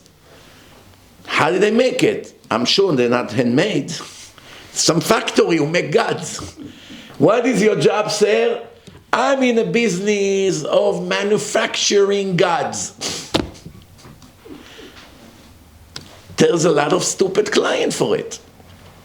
If you remember when COVID came, you saw the video in India, how they come with the tractor, the Indians, they have thousands of statues there in line, in the big temple. They crushed all of them to dust. Then there was subtitle. They asked them, what are you doing? We're killing all these fake gods. They couldn't save us from the COVID. Million people died here. What good they are for? You couldn't figure it out before, you fool? You needed COVID to tell you that these pieces of metal cannot help you? I know it sounds funny, but it's reality we live in. And they didn't, the China forgot to make a model that is good for COVID. They had one for this, one for... Okay. Anyway, so the idea is that any issurim belo avon, there's no suffering unless there was a prior sin. And all the suffering are all mida keneged mida, measure for measure. If you become blind, there's a reason why Hashem attack your eyes. You did something horrible in this life or in past life. But your eyes committed a sin. Your stomach suffer. You maybe eat non-kosher. Maybe you do other things that relates to the stomach. Today we don't know. I said yesterday, in the old days, there used to be prophets. You come to the prophet and he tells you what you have to fix. He looks at you. You are not good with this, you're not good with that, improve this, stop with that. Okay. Today, since we don't have a prophet, who are the prophets of the generation? Who are the prophets of the generation? Who are the prophets of the generation today? The answer is the suffering. The suffering is the lie detector. It tells you what you're guilty of. What are you guilty of? For instance, if the suffering makes you unable to learn Torah and to commit the commandments, practice the commandments, then you know you are being punished for something you have done. If the suffering does not interfere with your schedule, you can still learn Torah, you can still commit, you can still do everything, then it's suffering of love. Those who Hashem loved the most, He sent them suffering. Now I know what you're going to say. Oh, you know what, so don't love me too much. A little bit is good. If you love me too much, you're going to begin to make me sick and problems and lose money and who knows, go to jail. Who wants this? Don't love me too much. But we have to understand, if you love me so much, why you send me suffering? Who did Hashem love the most in the world? Yaakov Avinu. No one had more suffering than him. Who did Hashem love the most in the world? King David. No one had more suffering than him. Who did Hashem love most in the world? Yosef HaTzadik. 12 years in prison, complete innocent. His brothers, this, a disaster. His life was a disaster. The people that Hashem loved the most suffered the most. Moshe did not enter Israel. Aaron, 2 of his sons died. Every person in the Torah that Hashem loved the most, not in a generation, in the history of the world, had the biggest amount of suffering you can imagine in the entire world, ever. So we see a pattern here. The more I love you, the more I torture you. Why is it? To multiply your reward in the eternal world. If you're supposed to get this level, they'll send you some sicknesses, problems, children, this, war, jail. Now your level went up 3 times higher. For eternity. When you look back at those suffering that you cry and you were broken about, you say, wow, can't believe I was even crying for something like that. If I only knew that will multiply my eternal life to a much, much greater level of pleasure, spiritual pleasure, I would beg for more suffering. I would never even go to the doctor. I would not even pray for Hashem to take it away. Think about it. It's a whole different concept. Why you live with the suffering? Why not? It's wonderful. I'm able to learn Torah? Yeah. I'm able to practice all the mitzvot? Yeah. So I live with a constant back pain. It's hard for me to bend down. Sometimes when I lay down I feel pain. It doesn't prevent me from being righteous and still practice all the mitzvot. Okay, I'll live with the suffering. Oh, you have all kinds of problems with your teeth. I went to the dentist, he did what he did. I still have pain. I live with the pain. What? Suffering erase the sins. Et asher yoav Hashem yeyasro. But the good thing about suffering, when the suffering are actually a punishment, they are telling you what you have to check. The Gemara says, "Chash berosho, yasok b'Torah." You have headaches, migraines. Why? You don't learn Torah. If you would learn Torah with full focus, you think you would have headache? Why the brain sends pain to certain parts of the body? Because it doesn't have anything else to do. The captain of the nerve system in the body is sitting now in a control room and send you all kinds of pain. Pain here, pain there, pain in the leg. If your back, you have a terrible sciatic nerve, you cannot move. Take pills, oh wow, can't move, can't even bend down, nothing. If I come with a hammer, boom, hit you on your knee, break your knee now, the bone, pa! Pain is beyond words. The pain in the back is gone. The brain has now an emergency, sends all the pain to the knee now. What happened to the pain in the back? It's on silent right now. I don't have enough to send to there. All the messenger went to the emergency place, just like the police. Police giving tickets. What? For seatbelt. Excuse me, why drive without seatbelt? Emergency! A plane just hit the Twin Towers. All units to downtown Manhattan. Go, forget about the seatbelt. All the police of New York came to downtown. Oh, what about all the criminals who speed on the highway now? We have time for them now. Today I dropped 2 pairs of tefillin in Manhattan. The Bukharian barber. I love this guy, great guy. Every week bring me another box of your books, 40 books. Clients come, he gives them. He said, Rabbi, I have a lot of big lefties here. Head of university, all kinds of Jews, gays that lives together. I give them the book. You know what they do? Immediately they Google. And they hear some of your videos. They're about to faint while I'm giving them a haircut. Oh, this guy drives me nuts. I say, so why do you need to fight with your customers? I have to tell them the truth. So he told me something interesting on my way out. I got him the best tefillin on earth, the best, for him and his brother. I was shocked when he saw it. It looks like marble. Don't find tefillin like this anywhere. So as he was very happy, I said to him, let me run, I don't want to get a ticket. And I have to, He said to me, I don't have to worry about these things anymore. So the police does not pull anyone over anymore. So what do you mean? So now there's a new law. Every time they pull someone over and they have to give him a ticket, they have to write a whole report. It will take them more than half an hour now. They have to write your information, your address, next page, why did you pull him over, what was the reason, what made you suspicious, what was the condition of the car, how did you decide to check that person, was he black, was he Caucasian, was he Jewish, did he wear a Star David, maybe that's why you pulled him over, he had a yarmulke. We see a pattern here, you already arrested 3 Jews this week. They want to know everything, these liberals. So what did they do? They tried to be clever. They made this place more sodomized. Now the police won't pull over anyone. The criminals started the party in the next level now. They don't pull anyone over, they told me. It's too much paperwork. I came here to be a clerk. I wanted to enjoy the job. Hey, pull over. Stop. Step out of the car. They feel like they're in a movie. These policemen, they watch too many movies. Now he's thinking about the paperwork in the office all day for 3 hours in the end of the day for every case today that he pulled over, seat belt, speeding, red light. Let them go, what do I need this? I didn't see.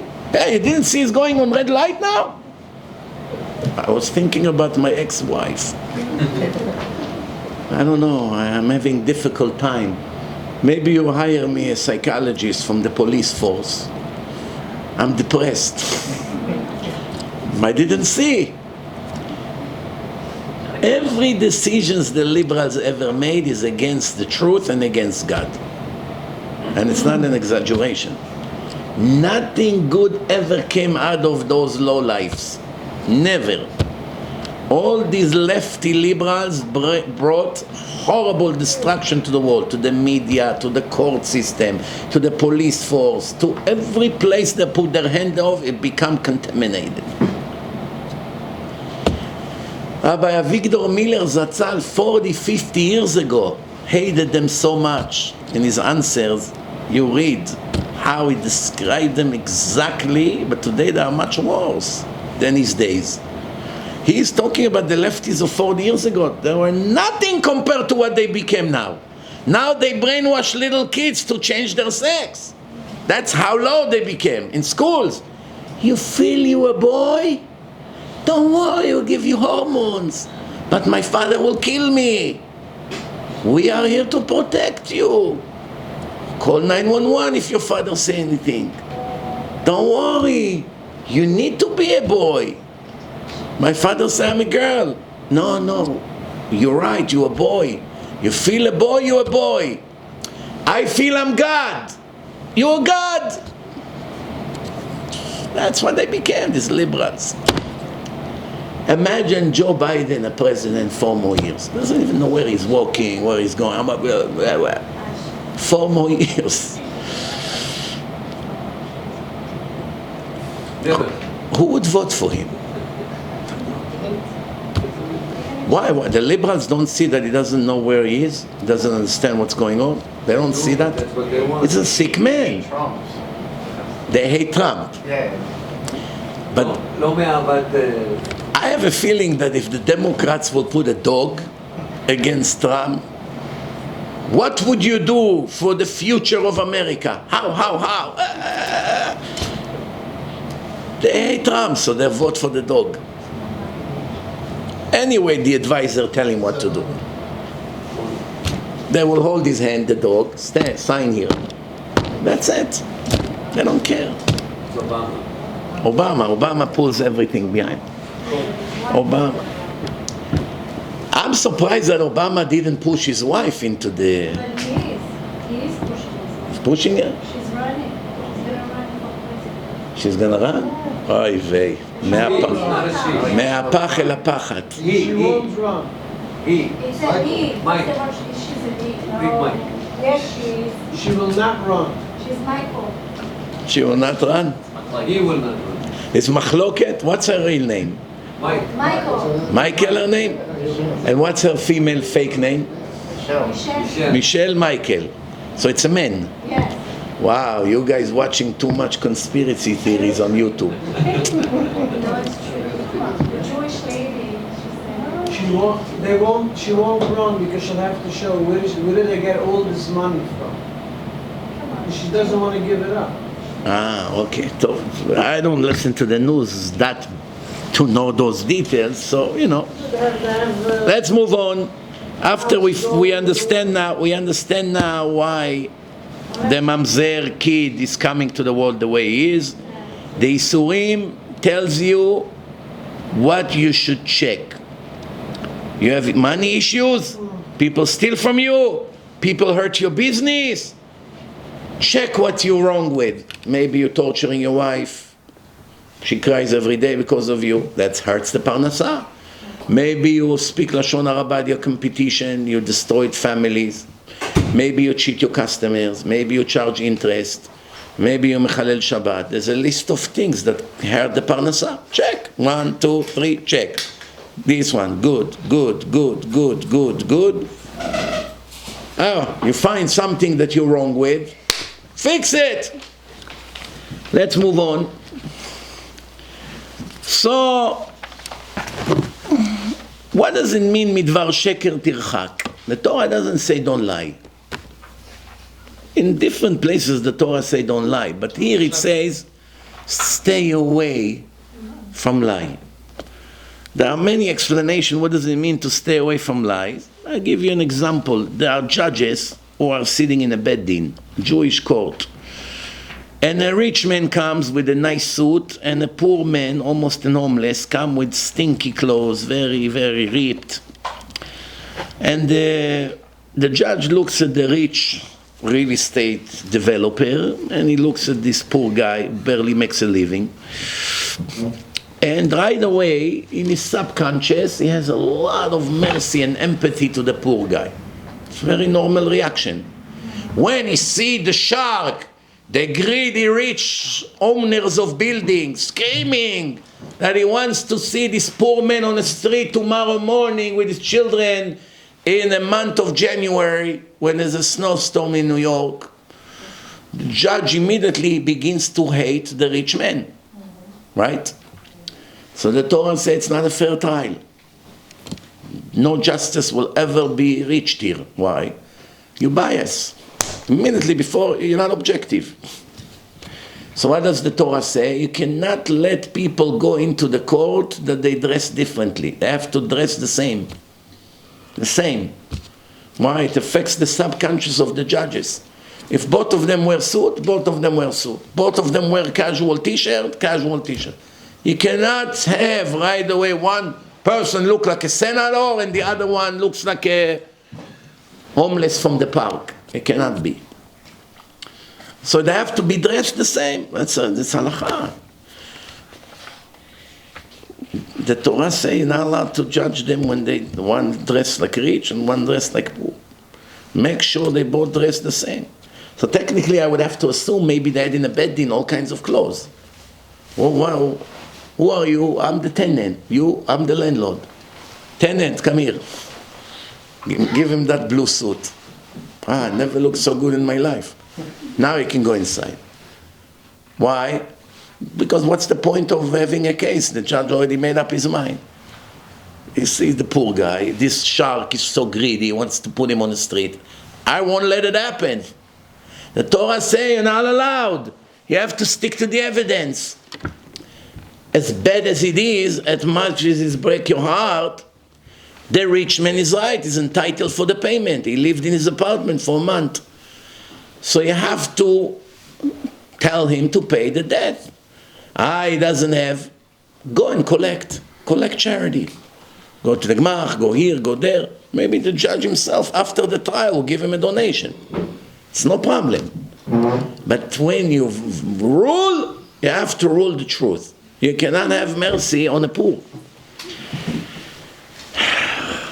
You know, today when you go to court in Manhattan, if you're a tenant that you don't pay,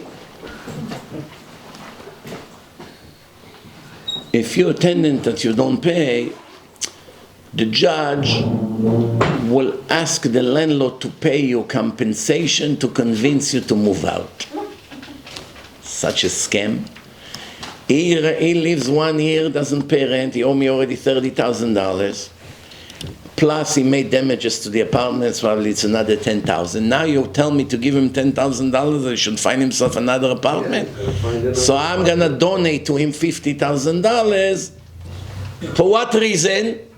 Because it's democratic, stupid, vicious, wicked system. I have no God fearing in it. No fear from God, nothing. Steal from the rich and give to the poor. Why? Because we follow the heart, not the brain. Because God is not a factor in our life. We don't care what He says. We don't care.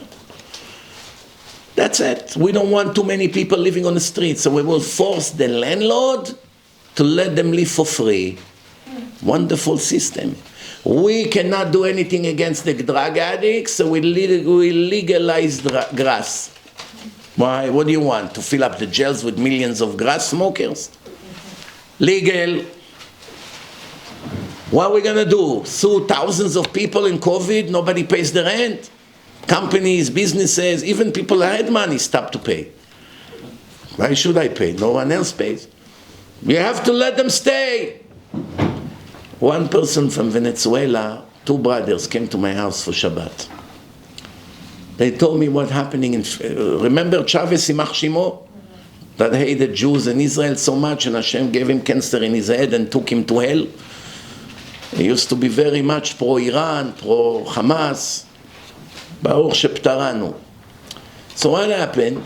This, in the time of Chavez, he only cared about the poor. He hated the rich. So he made gas free. Come to the gas station, he put free gas. People didn't pay a quarter for a tank. That's how. And the rent, if you want to buy an apartment, is hundreds of thousands of dollars, but you won't be able to collect 1 penny rent. It's against the law.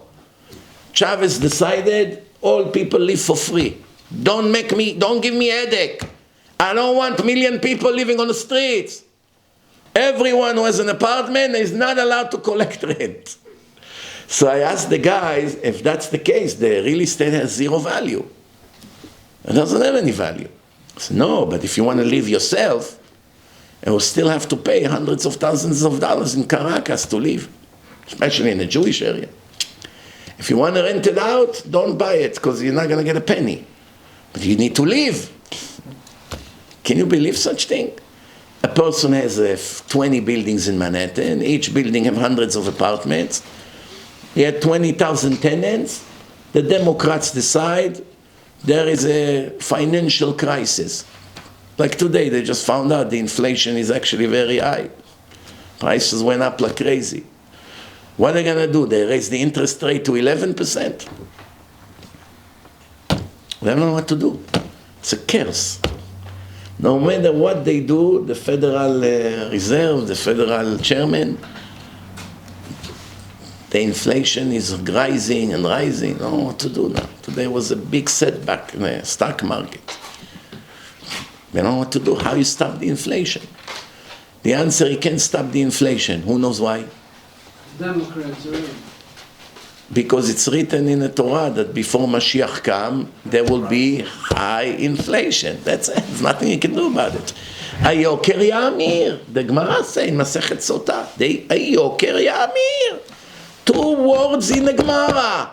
Before Mashiach will come, prices will go up like crazy. I look at the prices of the tefillin and the mezuzot. Before COVID, it was exactly half of what it is now. Exactly half. Same thing cars. Cars were half. I remember on one car I was paying $405 a month lease. Toyota. Now it's over $800. Same car. If you want to start a lease now, $800. Same car. What happened? Well, the manufacturing became double. Inflation. Inflation. Insurance went up. Everything goes up. I wonder how the middle class still surviving. I mean, the poor are already dead. But the middle class, how are they surviving now becoming so poor? It's rather worse though. Because the poor here gets everything pretty much from New York. That's the worst, because if you're middle class, you cannot collect benefits. Imagine if you make $50,000 a year, you don't have enough to feed your children, you cannot collect benefits. Zero. They want you to have mamash zero income almost to give you. So if someone goes and work and try to make a living and it's missing 20% to make it, die. Someone who sits at home and does nothing, play in Ocean Park with chess with his nice mustache. Whatever you want is on the house. Section 8, food stamps, this, that, Medicaid. Wonderful world. Tov, let's move on. So we understand now that in court, psychologically, judges are influenced in their subconscious, and that's why the Torah is very, very careful about it. If a judge knows the person, is not allowed to judge him. It'd be a big deal, I know him. He lives in a neighborhood. He comes to daven mincha where I am. What do I have with him? Barely spoke to him 2 words. Not allowed to judge him. Why? Automatically you know him. You're nagua b'davar, that's it. You're going to have to see him after the verdict. You rather take his side that you don't have to have the embarrassment seeing him tomorrow in the synagogue after you rule against him. And even if you swear that you try to be honest, we believe you that you're not a crook judge. But your subconscious will already affect you without you realizing. It's unbelievable how it works.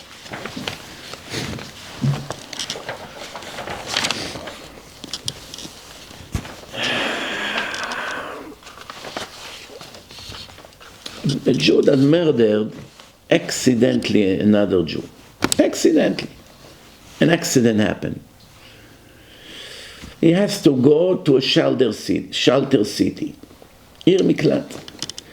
And he has to sit over there until when? Until the Kohen Gadol, the highest priest, Kohen, the biggest Kohen, will die. So technically, if the accident happened to you when you killed someone when the Kohen Gadol was 40, you are gonna be sitting there 30, 40 years until he's gonna die. If you got lucky and he's 75, 80, he doesn't have that much time left. He's 80 already. In another year or 2, he will say goodbye. So your verdict will be 2 years only. Where is the justice here? Where is the justice? Someone that killed someone when the Kohen Gadol was 60, he would live 25 years in a shelter city. Someone that the accident happened to him when the Kohen Gadol was already 85, it would be 2 months in a shelter city. Is it fair? Do you see justice here or no? Was it random like this? The answer, of course it's fair. When Hashem decides to give you a trap, to put a trap in front of you, an accident, that's going to rock your life from now on. You're about to kill someone. That person in Rosh Hashanah, Hashem wrote that he has to die, with or without you. We'll start with that. He must die. When? And that date. You, I'm very unhappy from the way you behave. Very unhappy. So what will I do? We'll punish you. We'll use you as an executor of this wicked person. 2 wicked people, I will make a match between them. Wicked A will kill accidentally wicked B with his car, with his horse. Electrocute him by mistake. But when I do it, I will only do it based on the age of the Kohen Gadol. For instance, if I know the Kohen Gadol is 40 and I want him to live until 80, if the murderer, the not intentional murderer, deserves to sit 40 years in shelter city, I will do it when he's 40, the Kohen Gadol. If he doesn't, I'll wait. The punishment will come 10 years later. Maybe the Kohen Gadol will get a heart attack in 2 years and he will die. Only Hashem knows the calculation. Everything is calculated exactly. But sometimes Hashem wants to punish him today. But too bad, the Kohen Gadol is young. I didn't want him to be 40 years in prison. I have no choice. I cannot wait 10 years. He needs to be punished right away. Why? I want him in a shelter city. Why? Because I want him to learn Torah with the Leviim. What shelter city? It's the cities of the Leviim. The Leviim learn Torah. It's a place of Torah. What shelter city? You walk around and everyone there is a learner of Torah. That's an educational punishment. I'm taking you out of Tel Aviv and putting you in Yerushalayim, in a very, very religious neighborhood. Is it good for you or bad? For him, it's jail. He looks at it as jail. I tell you what, here in New York, there is a jail in upstate New York. camp. Camp. Odysville. You heard about it or no? 10 years ago, I knew a guy that the government caught him doing something that according to them is a violation in a stock market. According to the Torah, it's no violation, no nothing. But according to their stupid laws, he wasn't supposed to buy certain stock. It's crazy how something like this, they give a bigger punishment than rape. Doesn't make sense. They wanted to send him to jail, to give him millions of dollars penalty. So his lawyer fought, because this guy was my Baal Tshuva, was religious. The lawyers fought that they send him to that camp, not to regular jail. And in the end, he was succeeded. So I asked him on the phone, what do you do all day? There's yeshiva here. There's 1,000 people, almost all of them religious. This guy, insurance fraud, this guy, this one, a doctor who wrote prescription to drug addict, this one, Medicaid fraud, this one this one that, this one stock market, this one insurance. So what happened? You know what happened? A lot of people went there not religious or semi-religious. And the time they were there, 3, 4, 5 years, they came out fanatic. They learned Torah all day. Same thing in Israel. When I got to speak in a jail, Kele Ramle, there's a whole section that is a yeshiva. In the jail you have a yeshiva. Hundreds of books, Gemarot, tables. The prisoners sit and learn Torah with tefillin on their head. All day. 5 years, 10 years, 13 years. What is the break? Watching my lecture on a plasma screen. Yeah, that's what they do in jail. Other sections, they have to clean. They have chores that they have to do. Here, learning Torah all day. When they go into the jail, they beg, put me in a agaf Torani. Why? There's nothing else to do, just sit and learn Torah. They don't tell you, come clean here, go work there, go check the garbage, clean the bathroom, nothing. Be a cook for a week. You're there like a yeshiva. You have to see the tzaddikim. One of the times I went there, I spoke to over 100 people there, prisoners. Some of them 25 years, 37 years. Heavy gangster. But now they're religious.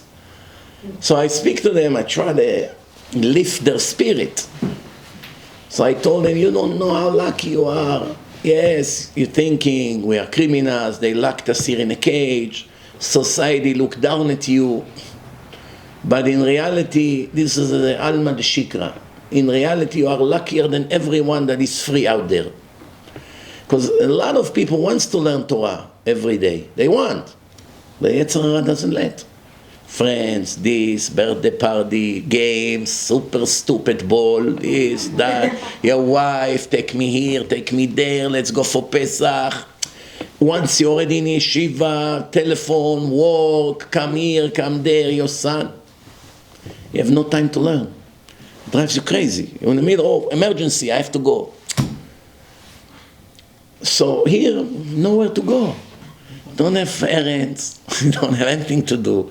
You get up in the morning, you pray your shachrit, you're here. What are you going to do? You sit and learn. You will miss these days. When you will be released, you will see the difference on the Torah you learn here and the Torah you learn there. And in the end, what will get you to Olam Haba is the years that you are here.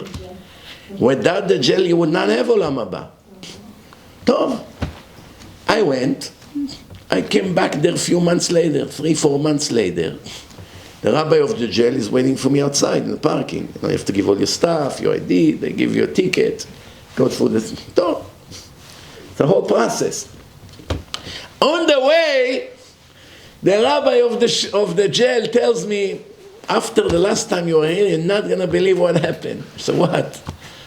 He said 3 prisoners pulled back their appeal. They wanted to be released on a good behavior. They cut 1/3 of the sentence. So if you have 21 years, they can cut 7 years of your sentence if you have good behavior and the psychologist and the supervisor write that you're a good prisoner, a model prisoner, they'll let you go out. It's 33% discount. 3 of them say we don't want to be released, keep us here. We learn Torah all day, it's good. I say to myself, well, this rabbi think I was born yesterday. He's telling me, what is he telling me these stories? I say, I'm going to test it now. I walk into the jail, they're all waiting, they sing, you know. They're happy that someone come to give a speech. So I started to talk. I say, I heard something unbelievable. I wonder, how can it be? I heard that 3 of you decided not to be released on a good behavior. Is it true or it's shtuyot? So yeah, this guy, and this guy. So what? This guy gave up 7 years of freedom. He wants to stay here to learn. Do you believe it? He's sentenced for 21 years. What? I asked outside, what did he do? 21 years, this could be murder, it could be rape, who knows? They know heavy cyber frauds. Some genius hacker went into banks, did whatever he did. So what happened with him? What happened to him? He decided to stay in the jail and learn Torah. He doesn't want to come out. Why? He got the point from the last time. There was over 100 there. 3 got the point. 3 out of 100. We don't want to be released. Keep us here to learn Torah. But that's only in a jail in Israel you can do such thing. And here in Otisville, I don't know if it's still the same idea, Otisville, I don't know. Yeah. The same?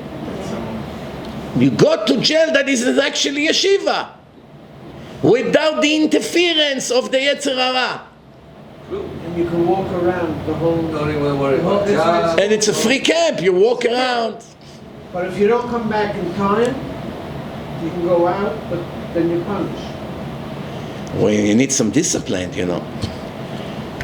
Tov, Rabotai, before we finish, so a Jew accidentally murders someone, he has to go to a shelter city.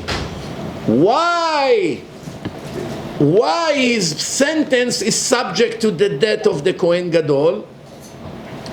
The Gemara says because the Kohen Gadol had to pray every day that things like this will not happen in his days. If it happened under your supervision, you the chief Kohen or the chief rabbi, you have some guilt in it. It's a little bit problematic, no? You can be a supervisor for the whole world. So now all the prisoners in a shelter city, they're all saying Tehillim. After they finish Shachrit, we will say 10 capitals of Tehillim. For what? Not for the kidnappers in Gaza, for the kidnapped, not for the sick people, not for the soldiers. For what they say Tehillim? That the Kohen Gadol should drop dead. It's a very big holy rabbi. מי שברך אבותינו אברהם יצחק ויעקב הוא ייקח את הכהן גדול express to heaven today please. Why? We want to go home to our families. In return for that, the wives or the mothers of the Kohen Gadol, they get very nervous. So many people praying for the death of my son, so they make food. Hi, prisoners, how's your day? Come, look, I got for you sushi. I know you like this babka cake. For you, I made tiramisu. Don't worry, for you, I made a great kebab. Every day she shows up like a cantina. For you, I made falafel. So, since they get a nice treatment, it's a deal. I will treat you and you don't pray that my son will die. Look how people understood the power of prayers. Technically, if one person pray that another person will die, how should it even help? Hashem decides who is guilty and who's supposed to die, that's it. Million people would pray that he should die. It won't help. You know how many people pray every day that I should die? I'll show you the messages over the years. You know how many lefties read Tehillim every day that I should drop dead or get cancer in my head? You should see the messages in the last 20 years. You know how many gays want to see me dead? You know how many lefties include the former trader Prime Minister Imach Shimo of Israel? It would be making a party if you find out I died. Hashem goes by all these wicked people. They want him dead, they want him dead. Who cares about what they want? Whoever deserves to live, live, and whoever deserves to die, die. One time a Hasid came to my house in Monsey. He's from Brooklyn. He sells life insurance. Hasid. He walks in, I have a great proposal for you. I have an old man, he's 72 years, 60-something years old, but he's really 10 years older. But they made a mistake when he came from Siberia to United States. Back then there was no computers. It was all written documents. The clerk made a mistake. Instead of 1945, instead of 1945, he wrote 1955. So he looks younger than, he's older 10 years by his age, but in a document, it's written that he's only in the late 60s, but he's really in the late 70s, meaning he's not going to live that long, statistically. You can buy life insurance on him for $1 million policy. I already sold it for 20-something people. Of course, they all read Tehillim that this old man will die. And once he dies, you get $1 million. You are the beneficiary. It's a wonderful deal. The insurance, you have to pay $300 and change a month. Every month, $300. So let's think he's going to live even 5 years, right? He's almost 80. Let's say he's going to live 5 years. 300 times 12, 3,600. Times 5 years, not even $20,000 will cost you. 30,000. As soon as he dies, you get a call, come collect your $1 million check. Sounds too good to be true, no? I asked the Hasid, but it's fraud. It's against the Torah. Not allowed to steal. Not from Jews, not from goyim, not from companies. How can it be such a thing? You're a religious man, no? You had to see his face. I wish I would take a picture of his face. Ma, fraud? Nobody ever said anything about it. Play dumb now. Nobody ever asked him, but how can you do such thing? The only reason the insurance company agreed to do it because they think he's almost 80, he's less than 70. They think, oh, soon as the insurance will expire, he will reach a certain age, you get nothing. They made some money.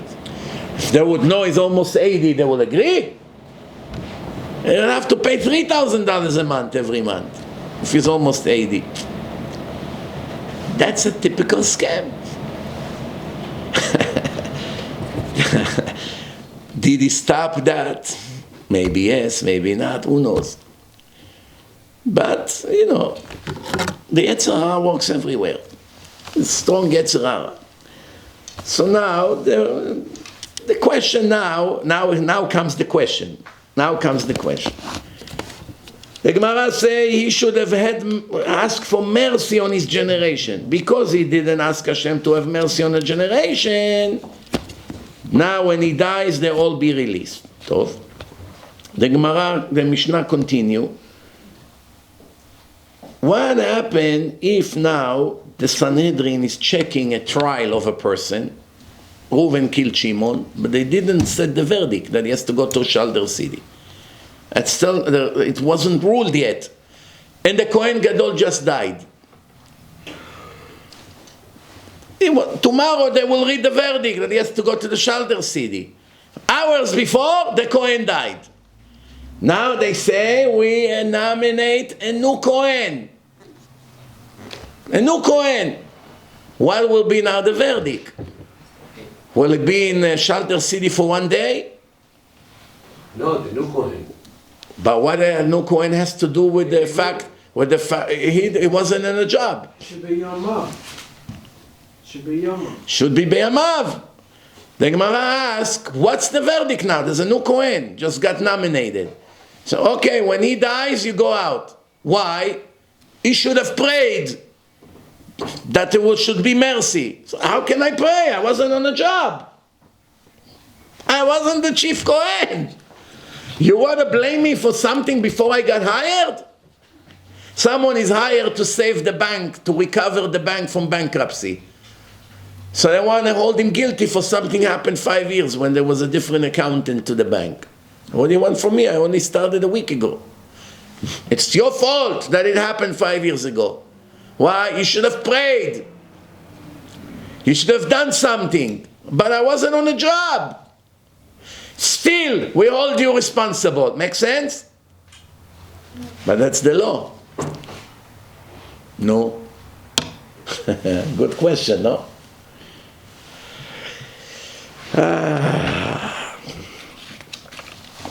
Chazal answer this question.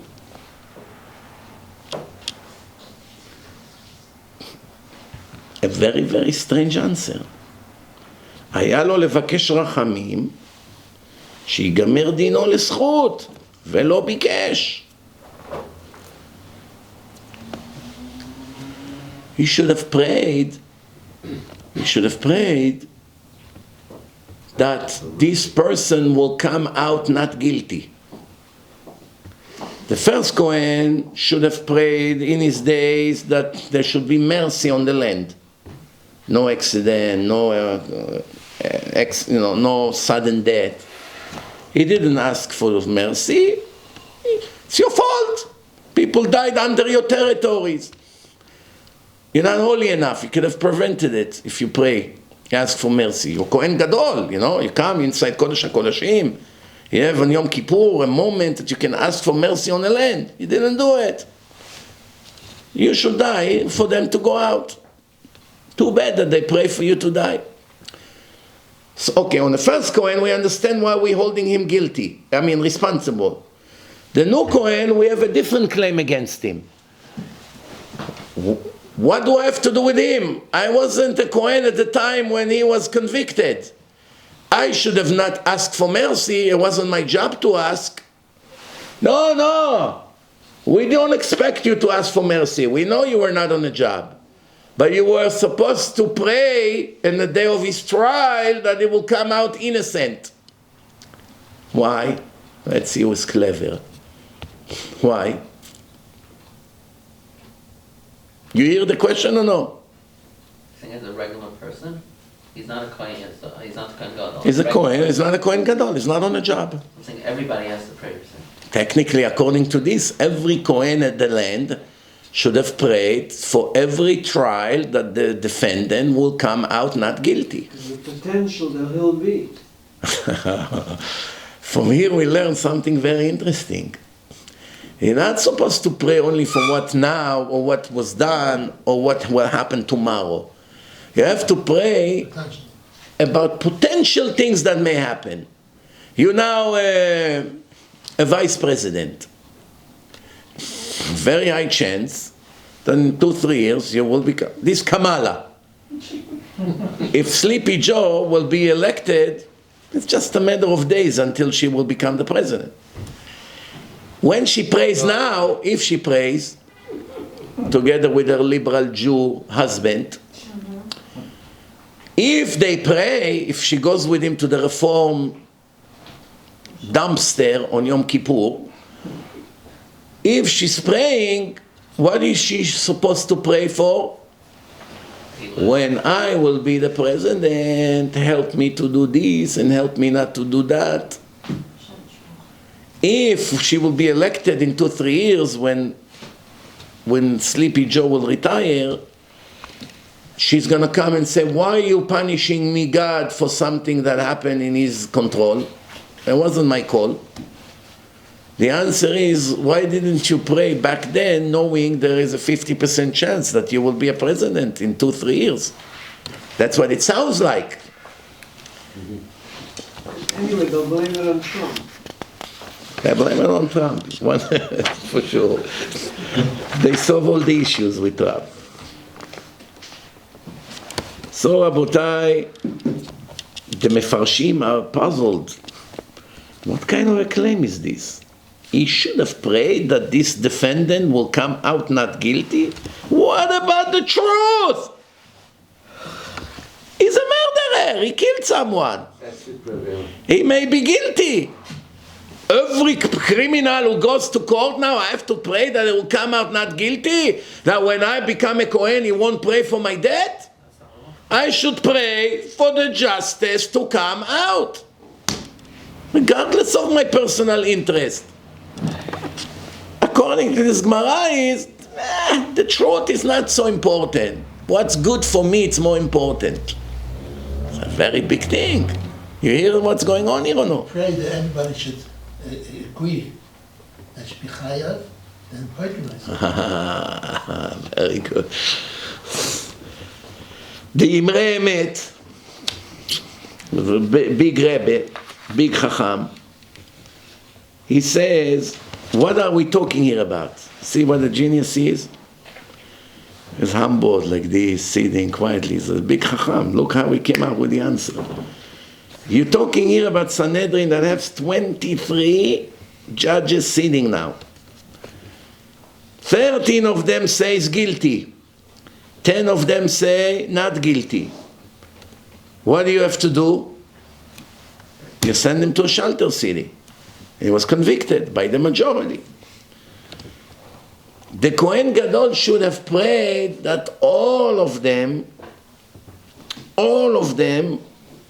will rule the truth, which is what? That is guilty.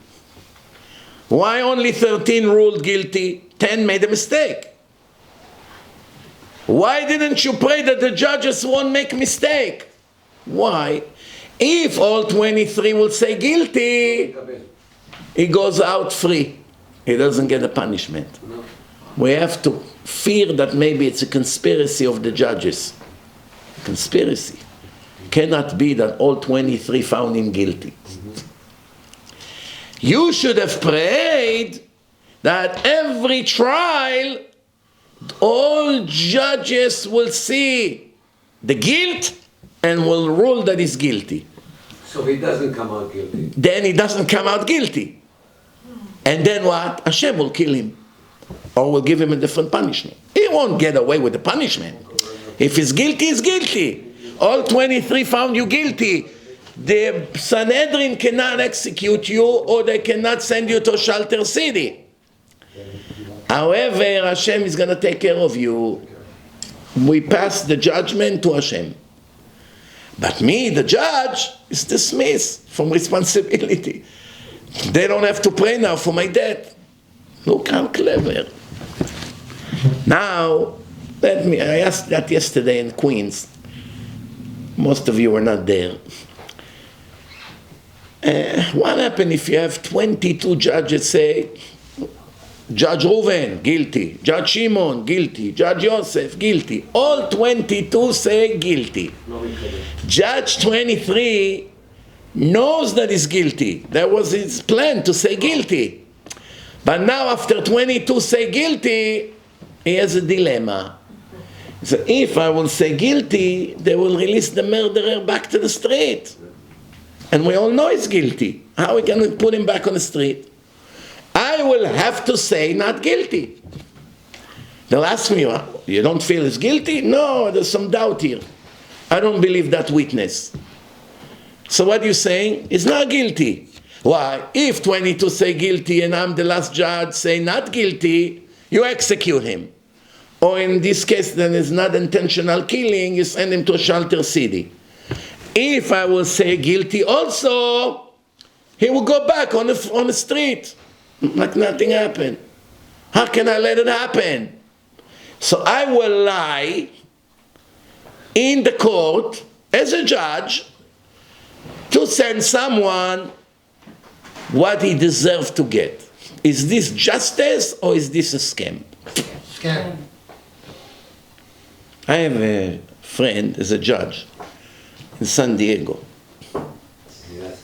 He's a big judge, Jewish judge. Baruch Hashem, through my lectures, he became over the years more and more religious. He's a big shot, real big judge for for decades. One time we went out to Melave Malka. He took me, and I was in S.Diego, to the President Hotels. President Hotels. Do you know in S.Diego there is an island? When we went there was a toll booth, but it was free. Back then there was no easy pass and all that. I asked him what happened to the toll. They dismissed it. Once they paid for the road, no more tolls. I said, wow, only here in New York, it's only go up every day.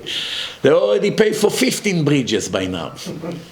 But the grid is only becoming bigger and bigger. Soon to go from Monsey to Brooklyn will cost $100 just for tolls. That's what it costs right now to get here. Gas and tolls, brakes, tires, include all the expenses to go from Monsey to Queens, $100. That's what it is. The tolls alone is like almost 40 something. So we went there, and he was telling me, sometimes I have cases that the law permits me maximum 4 years in prison. But through the trial, I discovered that this defendant is a much bigger monster than what the prosecution claimed.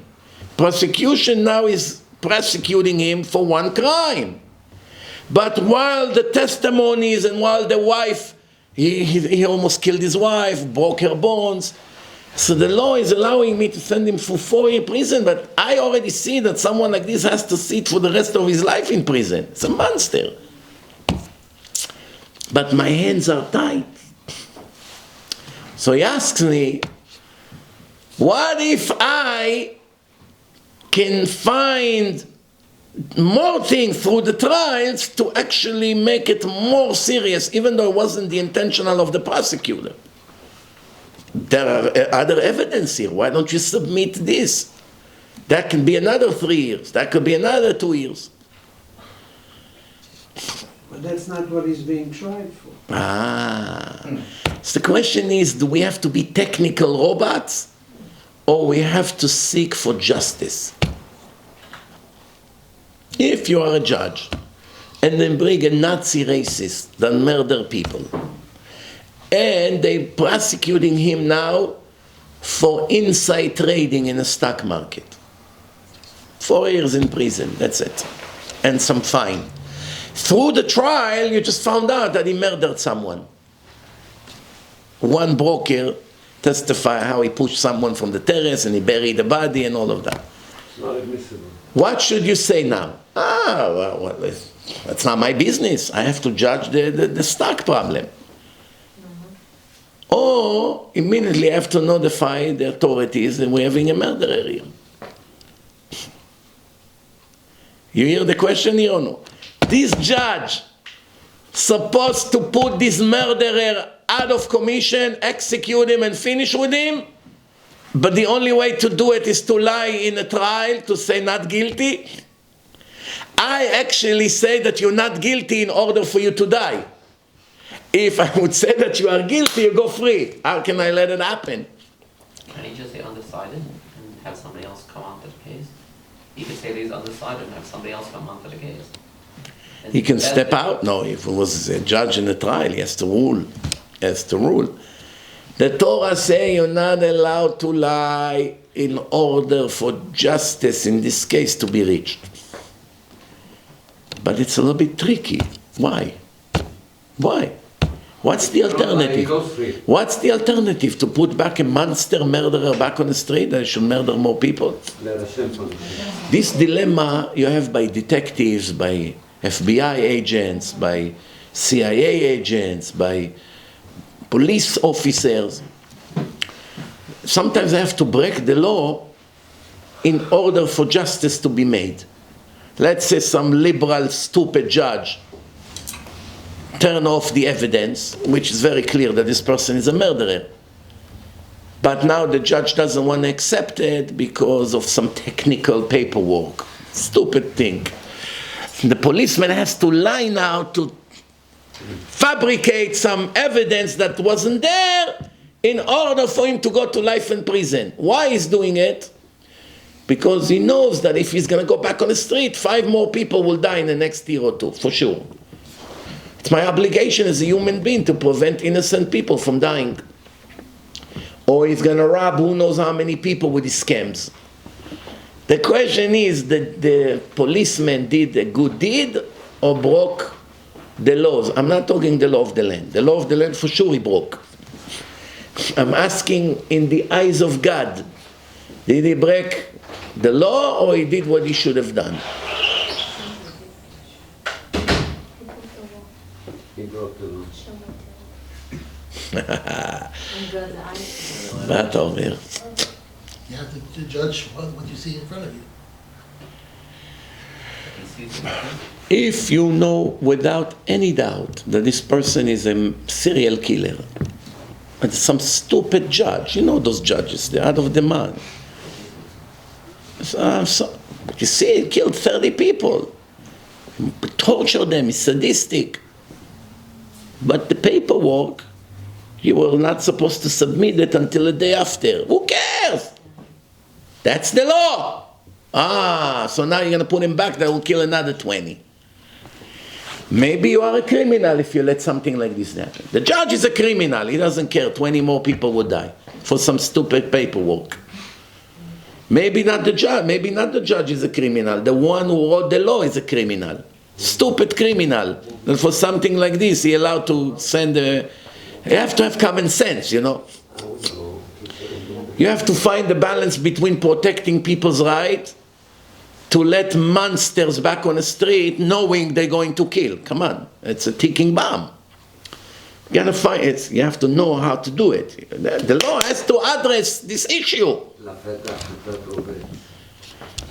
The beginning. If you in the beginning care to do the justice, in the end you're gonna fabricate evidence against innocent people. I think it's a weak claim what you say, and I'll tell you why. Because if someone has a conscience and is a decent policeman or detective, his intention is to do good in the world. That's why he joined the job. They're not making fortune of money. There's life risk every day. They want to help the world to be a better place. When they see a monster Nazi is about to go back, terrorist, back to the street, knowing he's going to kill a lot of innocent people, their conscience tell them, I cannot allow something like this. People will die because some stupid liberal judge would let him go back on the street to this terrorist. My obligation in the eyes of God is to prevent innocent people from dying. Now you may come and say, but you swore to the police force that you will never do such things. So who is more important? What some American legislator decided, or what's right according to God's rules? That's a very big question. Same question as a doctor, by the way. Some doctors would think it's a wonderful thing to let sick people die. There's no cure for their problem. The brain is not working, they're in coma, whatever. I want to save him the torture.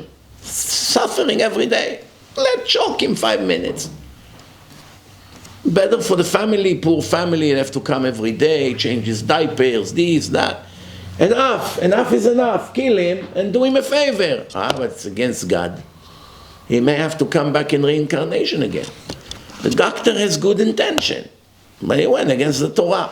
Over here, the detective has a good intention to follow the law of the United States, but the law was made by stupid people. The stupid people rather release a terrorist or a Nazi back to the street to kill more people for some technical issue, which is not even relevant. It didn't affect the case. I don't want to answer this question. I don't want to tell people to break the laws or anything like that. Definitely not. But it's something to think about. The question is, what really Hashem expects you? Because many Nazi soldiers say after the war, we were only following orders. I don't have anything against Jews. I had Jewish friends before the war. Eichmann gave me an order. It was my job. I had to feed my family. He gave me an order to press the gas button. Every time I pressed the gas button, 10,000 Jews died that day. Do you think I was happy about what I'm doing? No, I had nightmares. Is he guilty or not? He followed the rules. But the rules were evil, stupid, evil, vicious. Can he come and say, oh, I only follow the rules? Yitzhak Rabin said that. You know Yitzhak Rabin? He used to be the Prime Minister of Israel. Ben Gurion gave him an order to shoot at Altalena. It was a boat that brought weapons to the Israeli people where they were fighting the British and the Arabs. 1947, 1946. So Ben Gurion didn't want, he was in a ceasefire with the British. Supposedly we okay now. You respect us, we respect you, okay. So if we're going to let the weapon comes in, the British will get very angry. Why are you bringing a weapon? You're planning a war against the Arabs? What are you trying to take over? You know, like they do today. We allow you to retaliate. You have the right to defend yourself, but you have to give them gas and food and this. To whom? To those who are murdering us. That they should continue to shoot at us. We give them the gas, that they should shoot rockets at us. Without the gas or without the food, they wouldn't be able to fight. It's a very stupid situation. So Rabin got an order, shoot at them. We don't want to get the British angry. He said, but there are 16 Jews there on the boat. Doesn't matter, Ben Gurion say. I'm giving you an order. And Rabin shot them and killed them. Later, he became an ambassador of Israel in Washington. He wrote a book after. In the book he writes, people are asking me when I was an ambassador in Washington if I regret that day that I shot at Jewish people who brought weapons to the Israeli citizen in Israel to help them for self-defense against these Nazi Arabs. What was that weapon for? The Arabs are killing us every week. We should have some self-defense. But we made a deal with the British that we won't allow weapons to come in. So because he wanted to find favors in the eyes of these anti-Semite Brits, he gave an order to Rabin to shoot at innocent Jews who come to save the Jews to survive in Israel. Righteous people were murdered. So people asked him, do you regret that? He said, no. I was the general in the field. I got an order and I fulfilled the order. What did Hashem do to him? Send him a guy, murdered him, and until today, for more than 30 years, every time they beg him, say you're sorry, we'll give you benefits. No, I'm not sorry I killed him. I don't regret it. I regret I didn't kill Shimon Peres as well. Why did he kill him? For signing the Oslo Agreement. By the way, Oslo Agreement is the cause of October 7. All the 1,500 Jews that were died, and all the rapes, and all the murders, and all the rockets that falls in Israel, and all the tens of billions of dollars that we lost in the last 4 months, is all because of that signature on the stupid Oslo Agreement, who destroyed Israel.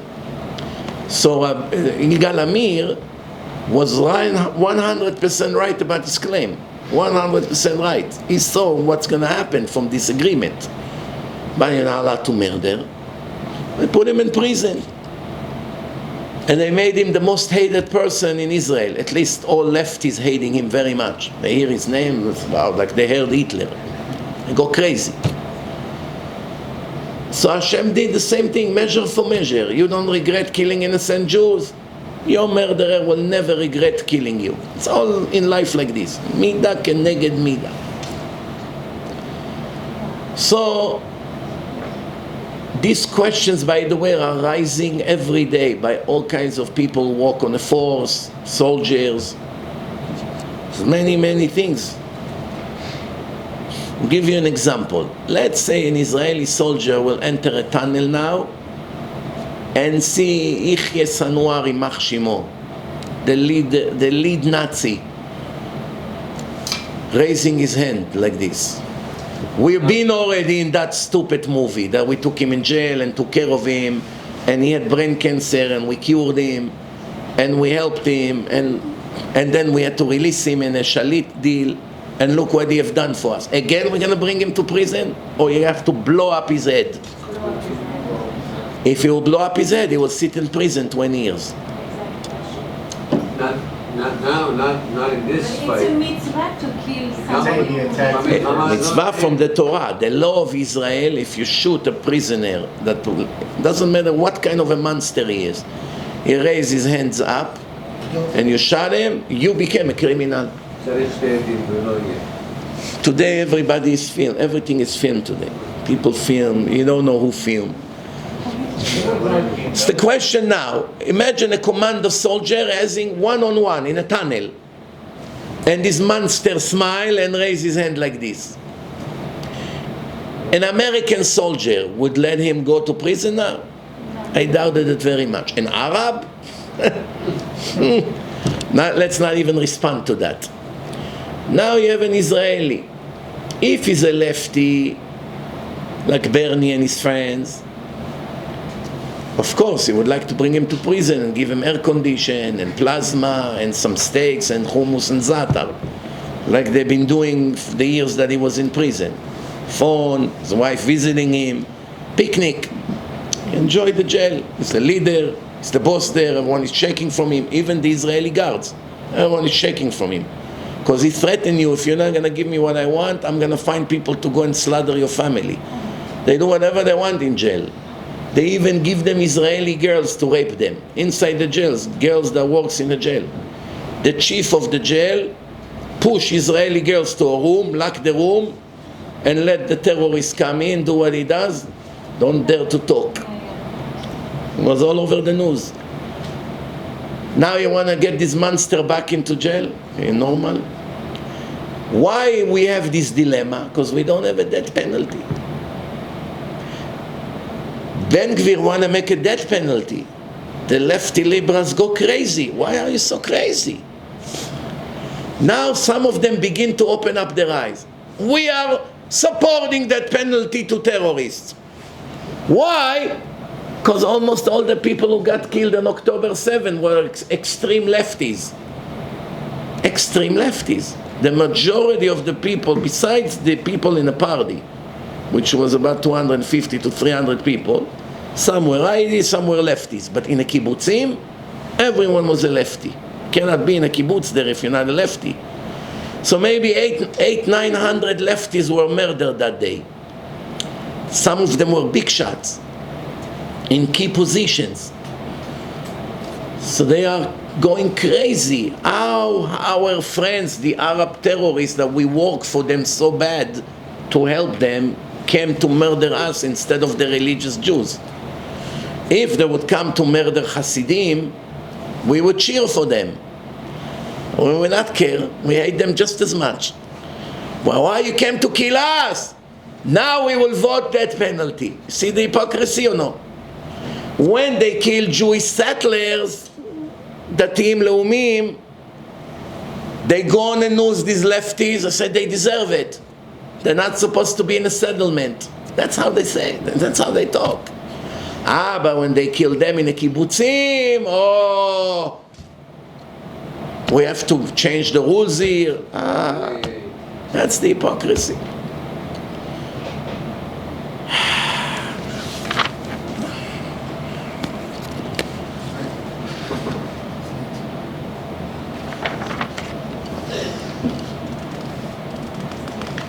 One last thing for today and we finish. That's it, definitely the last thing. The word Mishpatim, Mem, Shin, Pei, Tet, Yud, Mem, has in it all the principles of the Jewish law. How do you judge trials, financials? Listen carefully. Mem, Muchzak. What does it mean, Muchzak? Reuven claimed that Shimon owns something, has something that belongs to him, and he doesn't have a proof. He doesn't have a proof. If you have a proof, witnesses, an agreement, you can get it out of him in court. You come to the court, the act belongs to me. You have any proof? No. Okay, well, there's nothing we can do. He remains in his position. Remain in his position. That's called chazaka, muchzak, mem. Remember, muchzak, mem. Shin, shuda de daine. It's in Aramaic. What does it mean, shuda de daine? Sometimes the judges has to decide based on common sense and what looks logical at that moment. It doesn't have to be written clearly. For instance, a Jew wrote 2 wills. One will in 2020, another will in 2021. In the first one, he gave all his property to one person. In the second one, he gave it all to another person. The same exact thing, one time to Reuven and the next to Shimon. We do not know which one of the two he meant. Should we give everything that he owns to Reuven? He died already. We can ask him. Should we give it to Reuven or should we give it to Shimon? We don't know. How are we going to make a decision? We have to make an investigation. Who was closer to him? Who helped him? Who took care of him? Who he spent his vacation with? Who he invited to his Shabbat table more often? We have to make a complete investigation. If we find that the first person he wrote everything to barely saw him once in a year, in some family event, that's it, nothing, no phone calls, no nothing. The second one, every day he's helping him in shul, taking the wheelchair to the car, putting it in the trunk for him, coming on Shabbos to eat with him. One he barely knows, and one is with him every day, he's hugging him, he's kissing him, he wrote him some dedication on a book. The other one cannot show any contact with him. We as the judges, it's clear to us that that will is legit and the other one is either fake or maybe was a knife was put into his head by force. That's called shuda de daini. We will decide based on common sense. Third letter, pay. So we had mem, shin, now we have pay. Pshara, very good, pshara settlement. Today most of financial delegations are settled in the Beit Din. Usually there's no verdict. They want people to reach a verdict, you forgive some, he forgives some, reach an agreement and goodbye. Why? No matter what we rule, there's always going to be complaints. Let's make a settlement, you lose a little bit, he loses a little bit, after a week you forget about it. That's it. Like this, because the judges are afraid to make mistakes. One little detail you miss, you can give innocent money to someone who doesn't belong it. So pshara. What's tet? That's the fourth letter. Ta'aninan leyatmi. You have orphans, no parents. We have to nominate an apotropos. What do you call it in English? Guardian, that's the word. He is a worker of the court, and he is like the attorney of those orphans, the young. They don't know what to say. So we made him a representative, the guardian. He has full power of attorney to represent them. He can make them win, he can make them lose, he can make them invest money, he can make them keep it in a bank. It's 100% all his decisions. That's also what the court does. Okay, so that's tet. After tet comes yud. Mishpatim, right? Yud. What's yud? Yachloku. Split. Two people claim, I found it first. שניים אוחזין בטלית. זה אומר כולה שלי, זה אומר כולה שלי. Two people holding an object. One say it's all mine, the other one say it's all mine. What's the argument here? It's the first page in Gemara in Masechet Baba Metzia. Everyone thinks that he grabbed it a second before the second. Two people found a diamond ring. Oh, diamond ring. They ran. Reuven picked it up. Diamond ring is not a good example because it's something small. It's some big thing, a suitcase. No. You know. So they both grabbed to it. I grabbed it first. No, I grabbed it first. No witnesses. His word against his word. What are we going to do? Split. Why? We don't know. They have to swear. People were very, very nervous to swear on a false testimony. It's no joke. You cannot say the name of Hashem in vain. That's in the 10 Commandments. Hashem will never forgive someone like that. Swear in the name of God on a lie. Oh, that's a very big crime. People that know that they are right, give up. Why you let go? I don't want to go swear.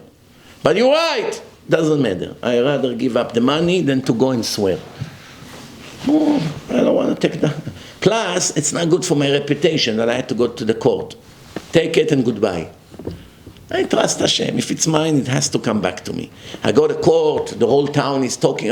Did you hear Yosef was in court? Oh, I wonder what he stole.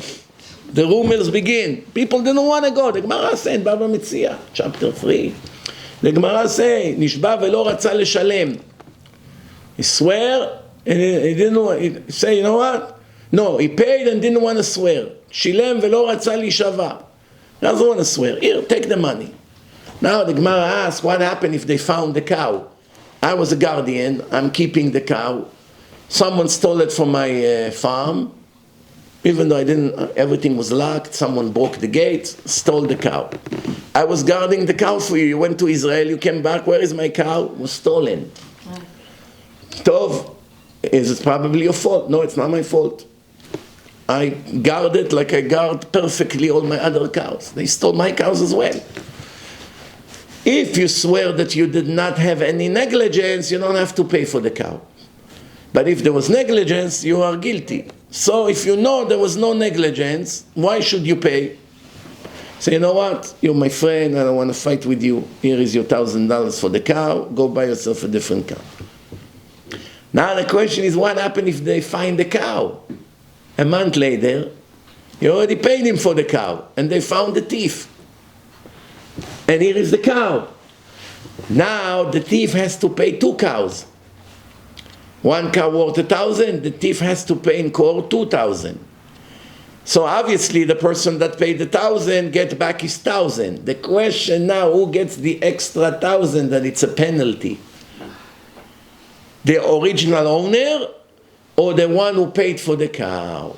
No paid. The original owner may say, yes, you pay me for the cow and I'm giving you back what you pay me, but where did I agree to give you the right to gain the penalty if one day we will find the thief? Of course it wasn't in my mind. The other person will say, you think I'm stupid? I would pay you for your cow, and then if one day the cow will be found, I will also give you the profit? It's a good argument. But don't follow what's more logical. The Gemara also address what's legally, technically. What's technically, can you give someone something that did not come to the world? Something that never came to the world. For instance, you have a cow, maybe the cow is barren. So you say to someone, give me $500, and when my cow gives birth, the calf will be yours. How can you sell him the calf that was not even created yet? So that's not allowed. But what happened if you planted an orange tree? No, you already planted an orange tree, and every year he gives oranges. But now it's the summertime, no oranges. So you come and say to him, I'm going to sell you 100 pounds of oranges that you'll be able to collect on April. Futures. In 3 months there will be oranges. We know the season. Something like this can be done or no? The answer is yes. Why? Because we know midi de'atu, the Gemara say. We know they're going to come because for 20 years they come every April. You already have oranges there. The way of life. So something that we know that for sure will come, you can sell. It's a whole beautiful sugya in the Gemara in Perek HaMafkid in Baba Metzia. You can learn it. Today with the art scroll, they explain everything to English. Even ignorant people can understand what's going on. But remember, so we have yachloku. Sometimes you have to split the object because there's no weaknesses. We don't know who's right. And the last word is mem. The last letter. Mishpatim. Finish with mem. מה זה מהם? מונח. מונח. עד שיבוא אליהו. Sometimes we don't know what to do. So the Gemara say, keep it, don't use it, it's not yours, it's an object you found, you didn't find the owner. But there's a siman, there's a sign, I mean, you cannot use it, it belongs to a Jew. What do? You leave it in some safe place until Eliyahu Hanavi will come. When Eliyahu will come, Elijah the prophet will come, that means Mashiach is following his footsteps. You ask him, Eliyahu, Aruch haba, shtabach shemo, sof sof you show up. I have over here a nice coat. 15 years I'm eating my heart. It's there in the closet, nice cashmere coat. Some rich Jew lost it. And I never used it. Why? The Gemara say, put it aside until Eliyahu will come. So before you tell me when the Mashiach would come, I have something more urgent. I want to be able to wear that cashmere coat. Tell me, it belongs to me or belongs to him? That's an expression. Of course, it's not literally. Ad sheyavo Eliyahu. It means forever. You don't know until one day the owner will show up. One day will show up. That's the abbreviation of Mishpatim. It includes all the terms of and the principles of the Jewish court. But there are also rules that are included in Mishpatim, not just principles. For instance, mem is migo. Migo. מה זה מיגו? Could have said another. Someone that had a better claim. You could have said, I wasn't there. And there's nothing you can do. So now I was there, but I wasn't the one that took it. You could have said, what are you talking about? I wasn't there, b'chlal. That's it. The case is closed. What's better, to admit that he was there and now to fight for his innocence? The fact that he admitted that he was there and he didn't steal or didn't eat without permission, while he could have said, I wasn't there that day. I was in a different place. Nobody saw me there. That's called migo. Migo means mitoch. Because he had a better claim and no one could say anything, and he was generously bringing information that can convict him, and he's not a stupid person. That leads us to believe that he's innocent. Why? It wasn't me, goodbye, I'm not supposed to talk to you. Like they say in America, plead the fifth. I don't talk. Tell me, did you see President do it? I don't know. I can't talk. I don't know, until they give up. Nothing they can do. Let's call migo. Next one is shin. Is it migo that you should accept my claim because I could have had a better? That's what I'm saying. Accept my claim because I had a better claim to make and I didn't lie. Okay. Then you have shin, shvuah, swearing. Sometimes the Beit Din force you to swear. Usually when they make you swear, if you admit to some guilt. He claimed you owe him $1,000. He said, no, I owe you 300. I don't owe you 1,000. Because you admit partially, that means there is some business between you. Come swear that you don't owe him the other 700 that he claimed. That's called shvuah. What's pay? Mishpatim. Mishpa, pay. What's pay? Palginan dibura. You split the speech and you split the loyalty. Meaning, you don't believe everything he say, but you believe some of what he say. You have to learn as a judge what parts of his speech is true and what part of the speech is a lie. Just because he lied partially doesn't mean everything else is also not true.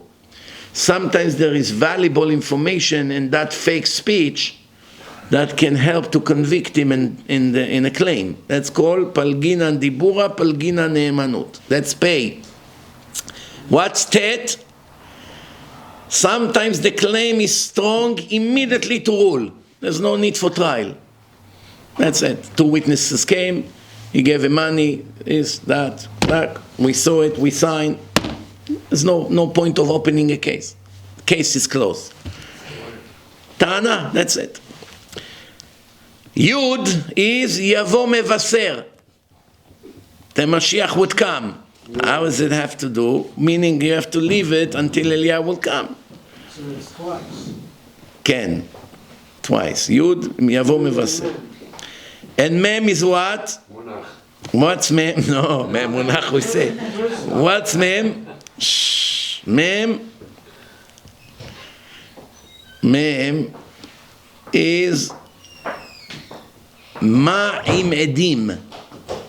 What's with the witnesses? That's the most valuable thing in a bed din. 2 kosher witnesses is the strongest evidence. For good or for bad. Against you or for you. Nothing is greater than 2 kosher witnesses. I mean, today it's a big question if you can rely on witnesses today. But back in time, people would never dare to stand in front of a Sefer Torah in a bed din and make up a lie. It would be very hard to do such thing. That's the numeric value of the verse. Al pi shnei edim or al pi shlosha edim yakum davar. Its numeric value ve'ele hamishpatim asher tasim lifneim. Same number. Numeric values when you take the letter and translate it to numbers. This whole verse ve'ele hamishpatim asher tasim lifneim, whatever it comes to, equal to another verse in the Torah, al pi shnei edim or al pi shlosha edim yakum davar. You believe it? But the best part I kept for the end, for those of you who did not go home. Now I'm going to give you the cherry on the ice. You ready? There was one rabbi, holy one, his name was Summit. Summit. He was murdered in the Holocaust. They found in a book that he wrote, or diary, whatever, Chidushei Torah. And this is what he says. Shulchan Aruch have 4 categories. Orach Chaim, everyday's life, halachot of every day. Yoreh De'ah, Even HaEzer, and Choshen u'Mishpat. Those 4 categories of Shulchan Aruch is concluding all the different subjects and fields of the entire Torah when it comes to court. If you add the numeric value of Orach Chaim, Yoreh De'ah, Even HaEzer, Choshen u'Mishpat, what do you get? 1,705. 1,705. How many chapters you have in Shulchan Aruch? Simanim. Each siman has halachot. How many simanim? 1,705. Can you believe it? When Rabbi Yosef Karo wrote the Shulchan Aruch 500 years ago, he divided it to 4 different categories. Women, Even HaEzer, Choshen u'Mishpat, Dinei Mamonot, Yoreh De'ah, the meat, Shchitot, all these things. And Orach Chaim, everyday halachot. How you dress, how you pray, tefillin, tallit, brachot. That's the most common in our ordinary people's life, orach chaim. Most of what. Choshen Mishpat is for Beddin, for Dayanim. The one that writes my tefillin, Rav Buchbut, one of the biggest in the world in Choshen Mishpat. If you want to know who's a real Talmid Chacham in all opinions, the way to judge it is by Choshen Mishpat. All other things, it's not so hard to learn. Orach chaim, it's easy. It's harder, but it's still possible. Even Haezer, hard, but possible. But Choshen Mishpat, the hardest laws of the Torah. He wrote 8 books about it. He's a big Dayan. And he's a very holy man. Very holy. It's unbelievable. I'm shocked when I'm around him. He writes the tefillin. But he doesn't want to write. I'm begging him, please. I'm so busy in a bed din. He has also yeshiva. He has yeshiva of high school in Kiryat Gat. Plus he answers questions in halacha on the kosher line, the hotline. It's basically 20 hours a day. When I went to pick up the tefillin from him, it was 1 a.m. I finished my lecture in Kiryat Gat. From there I went to Bet Shemesh. There was no time to meet him. So during the day, he's never available. So in a bet din, or in a bet midrash, learning, or in giving shiurim in yeshiva. He told me the day you go to Kiryat Gat is half an hour, 20 minutes from Bet Shemesh. But I said, I'm going to finish around 12. So, oh, it's no problem, you come. I said, but it's going to be 1, even 2, come. He barely sleeps. But that was very good that I came there at 1 a.m. Why? Because usually if I see him during the day, it's a 3 hours divrei Torah. Can't go without, it's like an ocean. You know an ocean of Torah? This, that, 500 names. That rabbi said this one, how can it be? We saw here, we saw there. You become dizzy after 5 minutes. To get tefillin from someone like this, what's $1 billion? Literally $1 billion. There's no price for this. Doesn't know screens, doesn't have smartphone, doesn't know nothing. Person live 100% like Hashem wants a Talmid Chacham to be. So when Rabbi Yosef Karo wrote the Shulchan Aruch, he divided it to 4 different sections, and after all the halachot, it came out to 1,705 simanim. Did he plan it? That it will be equal to the numeric value of the 4 names that he gave? By the way, when Rabbi Yosef Karo wrote the Shulchan Aruch, why did he decide to call it Shulchan Aruch? What does it have to do with halacha? Shulchan Aruch means a set table. You know, you come on Shabbat from shul, Friday night, your wife set up the table, everything is in place, Baruch Hashem, all the Moroccan salads everywhere, the wines, the whiskey, the chalot, plates, the napkins, you know, it's Shulchan Shabbat, it's like a king. That's called Shulchan Aruch. You ask Israeli kids in Israel, tell me what Shulchan Aruch means. It's a table with a map, tablecloth. Nobody knows that it's the Jewish book of law. Why Rabbi Yosef Karo called Shulchan Aruch? Because of 2 words in Rashi on parshat Mishpatim. ואלה המשפטים אשר תשים לפניהם, Rashi writes, like a Shulchan Aruch. Like you set up a table, everything is in place. Write the halachot like a set table. This is here, the knife is here, the glass is here, the plate one on top of, all in order. Because he wrote Kmo Shulchan Aruch, you have to write it. He decided if the holy mount of Rashi say Shulchan Aruch, that's what we're going to call it, Shulchan Aruch. But how it came out? Nothing is coincidence. Nothing is random. After concluding all the subjects, accidentally, or not, On purpose. it came to 1,007 chapters. Numeric value of the 4 names. Orach Chaim, Even Haezer, Yoreh De'ah, and Choshen Mishpat. Exactly 1,705. Unbelievable, huh? Tov, I think we finished for today.